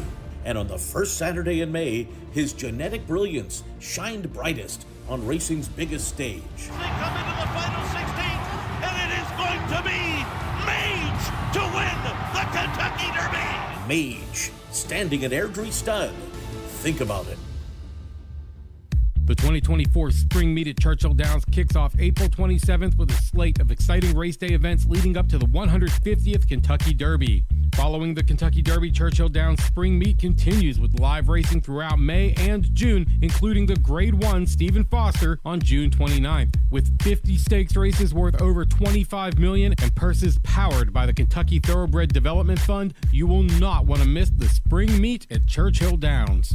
You can learn more about each day and see available ticket options by visiting churchilldowns.com. This is I Ask, They Answer on the Equine Forum on HRRN. National Treasure with a quarter to go at Pimlico has a neck in front from Blazing Sevens. Mage is called on to run, and Red Route 1 down to the inside. National Treasure, Blazing Sevens trying to get by their uneven terms, and head-to-head with a furlong left to go. Mage has to quicken up from third. Blazing Sevens, National Treasure fighting back on the inside. Blazing Sevens on the outside. Blazing Sevens, National Treasure. Oh, what a Preakness! It's National Treasure who gets the lead late. Fights Blazing Sevens all the way down the stretch. Mage was third, Red Route 1, and then it was Chase the Chaos. Perform and copy with Chris. Well, last year, National Treasure gave Bob Baffert a record 8th Preakness win, and in doing so, denied Derby winner Mage a shot at the Triple Crown. Dave Rodman had the call. Which Derby winners were the biggest surprises after losing in Baltimore? Plus, has the time come for HISA to hit the pause button on its testing and medication policies? And how well do Dale and Tim know the middle jewel of racing's Triple Crown? We're going to find out after a few rounds of Preakness trivia coming up here this morning. Those topics and much, much more straight ahead on a Preakness morning edition of I Ask the Answer with trainer Dale Romans and turf rider Tim Wilkin, all presented by the University of Louisville Equine Industry Program and the College of Business, and all starting just 30 seconds from right now. Learn the business of horses in the world's only accredited equine business program, the University of Louisville Equine Business Program. The University of Louisville has a legacy of excellence educating and developing industry leaders for over 35 years. Classes are taught by industry experts in state-of-the-art facilities located in the heartland of America's equine industry. The University of Louisville Equine Business Program. When it comes to horses, we mean business. For more information, visit business.louisville.edu/equine. Well, every week we emphasize the fact that we love when listeners submit their questions for Dale and Tim here on I Ask, They Answer. And we have a couple of listener questions coming up on today's show. We kick it off with one that comes via email from Shane in North Carolina. And, guys, I found this one very interesting. Shane wants to know, which Kentucky Derby winner were you most surprised to see lose the Preakness? And for Shane, he said it was Always Dreaming in 2017, who finished 8th at odds of 4-5. So, Tim Wilkin, which one were you most surprised get beat in Baltimore? Well, I was a big fan of Orb in 2013. After he won the Derby, came to Baltimore. I believe he went off at 3-5, and he could only manage a 4th. Behind D. Wayne Lucas's Oxbow, who won the race. And I remember D. Wayne's quote after the race, because Oxbow was 15-1. D. Wayne said, "I get paid to steal dreams." I always got a kick out of that. But the fact that Orb didn't fire in the Derby, and he didn't ever want to race again. And And another one, too, that I'm sure Dale might want to chime in on this one, was Barbaro in 2006. I mean, he didn't lose the Derby. He didn't finish the Derby. It was one of the most shocking results, I think, in modern Triple Crown history when he broke through the gate and then he broke down coming down the stretch. It was just a horrendous, awful thing to have to witness, and your hearts just went out to the connections of Barbaro. That was. I mean, maybe not the surprising outcome that the Derby winner didn't win, but definitely the most shocking one because he didn't finish. Yeah, Barbaro by far the most tragic one, for sure. What a great racehorse he was. I would say Fusiazi Pegasus, going back a few years. I thought he was a super horse. He was a cell topper yearling, and he was a Kentucky Derby winner, great connections. I think Fupeg was a big shock. You have to go back a little ways, though, but I was a big fan of that horse. Yeah, that was what, 2000, Dale? I think so. It was 2000. 2000, yep. Yeah. You got to step back a little ways, but I love that horse. Neil Drysdale, Ken Sarmo, I thought he was absolutely a special horse. Was that Red Bullet that beat him? Red Bullet, yeah, good call, Tim. Yeah. I didn't have to look that one up. I knew it. Some things I know. Yeah. Yeah, you didn't have to do the research there. No. I'll give you the one that did not shock me at all was Animal Kingdom getting beat because I knew my man Dale Romans was coming loaded for Bear. Yeah, I put it on him that day. That was pretty fun Triple Crown. Did you go into that one thinking you were going to win it? Yeah, I did. I liked my horse. I mean, I knew he was the horse to beat. He's a really good horse, and that's about the time Graham became a good friend. We had a lot of fun that year. Yeah, what was the key to Shackelford beating Animal Kingdom that day, Dale? A little shorter distance, and pace was a little bit different, and I think that was the key. And Shackelford was a big, strong son, so it might have helped. I don't know about Animal Kingdom. I wasn't around him much, but 2-week turnaround was nothing for Shackelford. He's one of those horses I talked about. I told him in an interview the other day, they were talking about horses coming back in 2 weeks and winning the Preakness. He was a horse. The more you did with him, the better he got. Yeah, when you look at the chart, you see that Shackelford bobbled at the start of that race and still found himself close up to the early pace, drew off to win by a half a length. Or I can't say drew off, but he held off Animal Kingdom by a half a length. And Animal Kingdom also broke slow in that race, and he had to come all the way from 13th. So neither one of them had the cleanest beginning that day. No, they didn't. They absolutely didn't. That was a strange day for me. I won the Dixie the race before that, and so with Patty Albarado coming off of a long layoff, and then I'm walking over, and the reporters, I'm getting interviewed on network TV, and the phone keeps buzzing in my pocket. I finally answered it, and it's my help back at the test barn saying he's limping, and he had cracked his sesamoid, which I knew what it was going to be if it didn't happen for a little while after the race. It had to be a sesamoid injury. So I'm thinking about Patty Albarado. And then Shackelford, it looks like the groom's flying a kite and trying to saddle him. He's up in the air so high, and he's sweating. I'm trying to get the tack on him. And Tammy keeps saying, "What is wrong with you?" And before the race, I'm so down. I got one of the best horses I ever had in my life is limping in the test barn. And Shackelford's so washed out. Everybody on TV is giving him no chance. And I'm standing there getting ready to watch that race, and nobody knows what's going on. But it was a long day. It ended up being a great day. Patty was fine. He had to retire and went on to be a stallion, and Shackelford got the job done. And that night after the Preakness, they have a great big party at the barn. It's a lot of fun, especially when you've won the race and somebody has to pet him, and I let him, then somebody else. And before the night was over, the whole party was in petting on Shackelford. And that's a horse would eat you alive. But he was such a ham, he just ate it up, let everybody pet on him, didn't bite a single person. What time did you guys leave the barn that night? What time did I don't remember. I think the sun was coming up. Dale, those are great memories, great story, and I know you're going to get to relive that another day in the future. Let's turn our attention now to a friend of ours that we welcome to the program every single week with his sound bites, and he's another person that knows a thing or two about winning the Preakness Stakes. That is Hall of Fame trainer Nick Zito, as Dale and Tim get to tell me if the following statements are right or wrong. Yeah, right or wrong. Am I right? What do you think? Right or wrong? All right, guys, 3 of these for you this week. We're going to kick it off with this one. Mystik Dan will be going for the Triple Crown in 3 weeks at Saratoga. Is that right or wrong? What do you think? Right or wrong? What do you think, Dale? Right or wrong? I can't say it's wrong. I mean, he looks like the horse to beat in this race, and he looked good training before he left for Pimlico, and from what I hear, he's doing well there. With Baffert out now, it looks like it's his race to lose. So I'm going to say right. With my heart, I definitely want to say right. We haven't had a horse going for the Triple Crown since Justify, I believe, and that was 18. And Mystik Dan might be one of those horses that gets right just at the right time.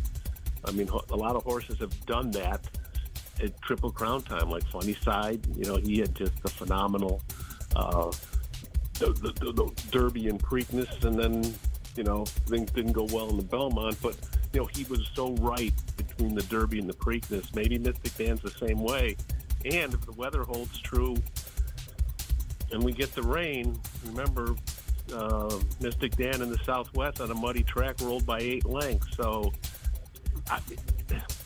that part of me wants to say, yes, we're going to be going for a Triple Crown, but it's not going to be easy. I mean, even though Muth is out, who a lot of people thought was going to be the horse, there's some other horses in here that could, step up and bite him. Catching Freedom is no joke. I mean, with Brad Cox bringing him here after 2 weeks, which is something he doesn't do very often, come in after the two weeks.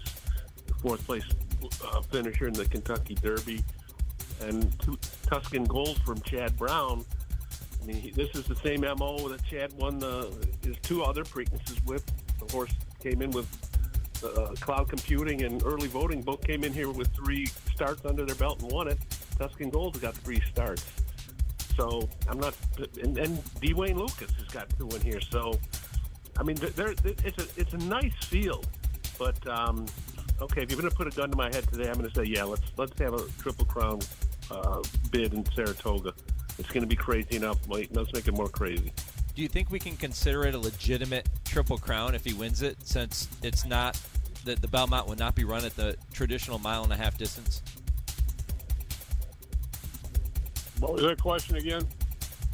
Would we be able to consider it a legitimate Triple Crown if Mystik Dan were to pull it off in 3 weeks, if he wins the Preakness and then wins the Belmont, considering the fact the Belmont is not going to be run at 1.5 miles? It's 1.25 miles this year at Saratoga. It might have an asterisk, but it'll be a small asterisk. It's still a great feat. There's going to be the traditionalists that say, well, he didn't run at 1.5 miles, so it's not the same. If Mystik Dan were to be going for the Triple Crown, let's say he wins it, there's going to be those that say no. But, still winning those 3 races in 5 weeks takes a very special racehorse. Yep. And 1.25 miles, it's not like it's 1.8 miles. It's a classic distance. And, how many people really want to run their horses at 1.5 miles? How many of them ever run 1.5 miles after the Belmont? Not a lot. So, I think if he's able to do it, you just tip your hat to him and applaud for, a job well done. But he's got a long way to go before he gets there. Still a tremendous accomplishment. He'll have to get past the middle jewel this afternoon first before he can even think about wearing that Triple Crown. All right, topic number 2. Ed in Kentucky emails the show, and Ed asks if bringing back handicap races for older horses, which would offer meaningful weight allowances, would encourage horses to stay in training and have longer careers. Guys, what do you think? Is that idea right or wrong? What do you think? Right or wrong? Dale? I don't think it encourages them to stay around. There's too much money when they go to be a stallion right now. But I love handicap races, and that's a good question. A lot of people don't even remember how many there used to be. And that gave every horse, parity is important in every sport, and it gave parity to our sport. And I wish they would just bring them back for no other reason that they're good quality races. And also, you like to see a horse like Forgo or some of the greats that won with a lot of weight on their back. Exactly. I mean, you remember Forgo carried 137 pounds. The horse Discovery carried 139. Those were the old days of the Iron Horses when they had these handicap races. And yeah, I get what Dale says about the shift the game has shifted to the breeding side more so than the racing side, and it's too bad for the fans. But having those the old handicap races where you really could tell a super horse that carried all of this weight. Unfortunately, I think those days are gone forever. We'll never see it again. But I would long for days like that again. Yeah, I think racing secretaries just got tired of being yelled at. They would get yelled at for making somebody too heavy or somebody too light. But I love those old races. Yeah, fantastic question. Secretary couldn't win. Yep, good question. I keep them coming each and every week, and we'll continue to include them here in the program. One more right or wrong topic before we get to another listener question, and then trivia coming up for Dale and Tim in the final segment. Trainer George Weaver could be facing a 2-year suspension following HISA's finding of a medication called metformin in a post-race sample of one of his horses. Weaver is now the 7th trainer in less than a year to be cited for a metformin positive, one of the most prescribed drugs in the U.S. to treat type 2 diabetes, which from the outside looking in makes this look like it could be another cross-contamination situation. Guys, I say enough is enough. The time has come for HISA to hit the pause button, blow up the current protocols, and take a closer look at cross-contamination before reintroducing a new plan. Am I right or wrong? What do you think? Right or wrong? Dale, you're the horseman. What do you think? Something needs to be done about all these contaminations. I don't understand metformin. They say it's a lot different than like methamphetamine. It's in a hard capsule. It can't be touched and transferred, and that's where they're hanging their hat on. I don't know about somebody urinating in a stall, but if the horse can pick it up from that. But we need to figure out what's going on one way or another. I don't know what it is, how these people are getting their careers in jeopardy over cross-contamination, if that's what it is. Something needs to be done. I'm not a scientist, but it sure smells fishy. Should HISA take a step back now and put everything on pause, or at least scale back on the way that they're doing things until they can figure this part of it out? I think so. I'll say you're right. Timmy? Well, it's definitely a problem because, the trainer has to take ultimate responsibility for anything that happens in his barn. I mean, George Weaver has been, from everything I know about George, a very solid horse person. He always has been. I think he's in his 22-year career. I think he's had 2 positives. And the contamination with the thing. Something has to be done. I mean, should all the grooms start wearing those zoot suits that they wear in NASA or whatever, and never, so everything's clean? Because there's going to be contamination with humans handling horses. If someone's taking some kind of drug for their own ailments or otherwise, it's going to show up in a horse. And, the trainer's got to be the one that takes the responsibility for that. But, for all this stuff that they're talking about with George now, having to disband his stable and all this, I mean, this is a man's livelihood. You can't take that away from him. I think it's wrong. And I'm not a anti-HISA. I think they're doing the best they can, but I think they really got to reel it in a little bit on this one. Yep. Yeah, I agree. I think it's time to take a closer look at the way things are being handled and take a step back and then move forward with a new plan after what we've learned over the course of the past year or so. Okay, that is right or wrong. We'll welcome Nick Zito back to the program next Saturday morning. 2 more topics to get to. The final is a few rounds of Preakness trivia with Dale and Tim. But our next question comes from George in Louisville, comes via email. And George wants to know that he's heard for years that a horse wearing front bandages for the first time is a bad sign. Other horsemen have told him that bandages simply provide a little extra support. So, Dale, he has a question for you. He wants to know if bandages can protect a horse from getting nicks and cuts during a race, and if so, why don't all horses wear bandages on race day?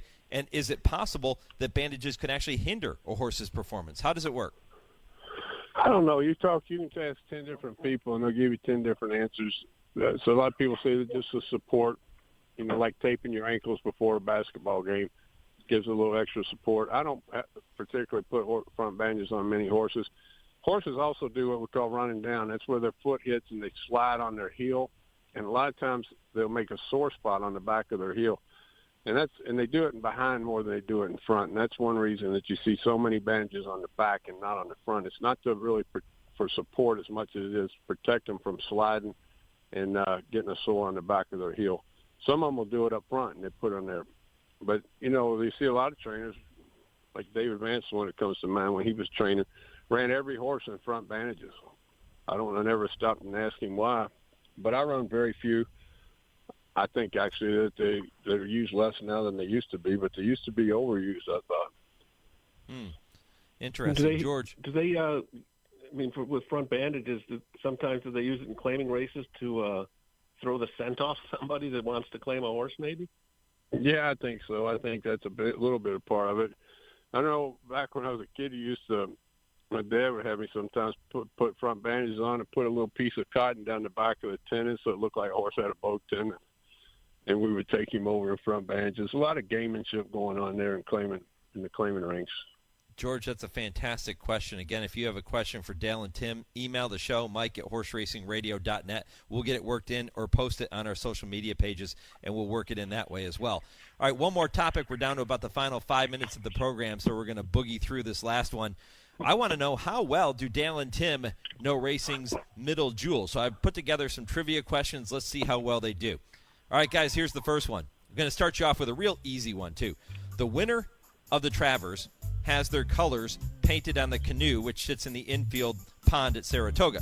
Which tradition involving the owner's silks takes place at Pimlico after the winner crosses the finish line? Timmy? We know this one, right, Dale? Yeah, it's easy. Go ahead.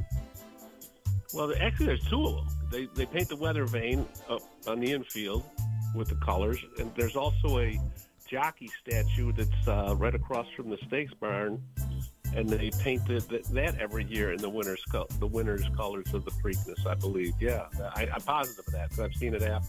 They do it the next day. Yep, boom. Good job, guys. I was looking for weather vane, but we'll accept the other one too, Timmy, for bonus points there. Well done. All right, trainer Bob Baffert. Call a friend on this one. Trainer Bob Baffert holds the record for most Preakness victories with 8. Name the trainer who is second behind Bob Baffert. I'm going to say Wayne Lucas was 6. I think he's right.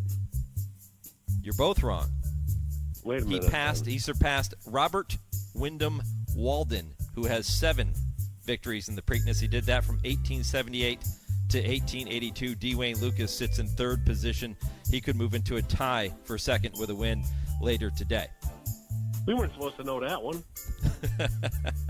Yeah. How about this? I'll give you. Okay, this one's really interesting. Over the years, the Preakness has been run on every day of the week except for one. What day is the only day it has never been run? Everybody knows it's Wednesday. Everyone knows it's Thursday. Sunday. Everyone does. There you go. It is Sunday. The only day it's been held on Tuesday 14 times, Friday 13, Monday 6, Wednesday 5, and Thursday 4 times, but never held on a Sunday. Jeepers. Huh. Yeah. And you say okay. I do research. How about this one? Yeah.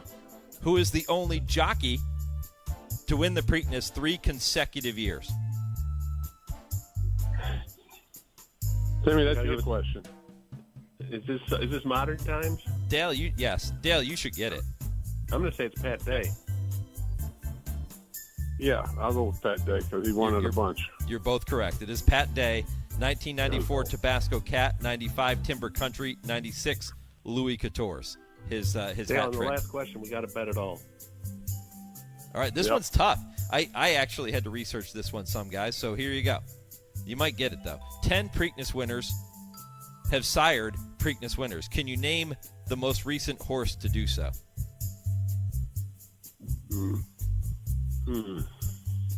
Wasn't Shackelford. Nope. You got me. No idea. How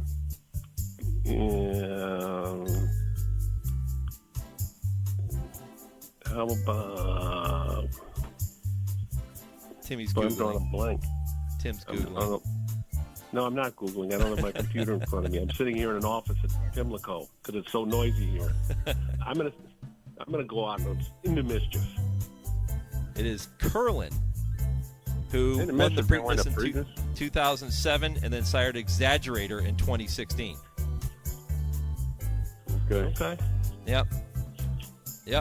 We did okay. Yeah, I told you a couple of those were going to be a little challenging. Yeah, we got 1 out of 4. We got 2. We got 2. 2, okay. Yeah. All right, 2.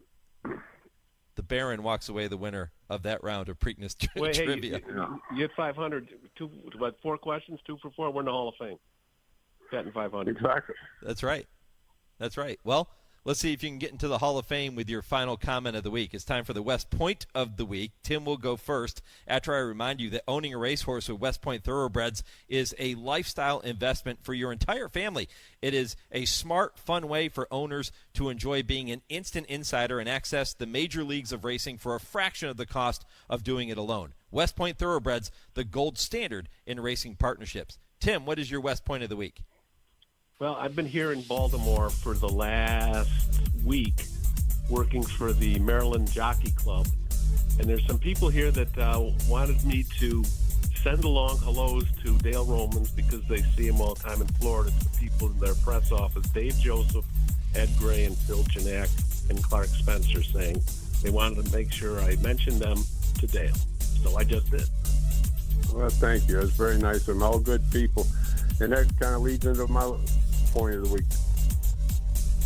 This weekend in racing is absolutely my favorite. Everybody loves the Derby, but there's so much pressure going on there.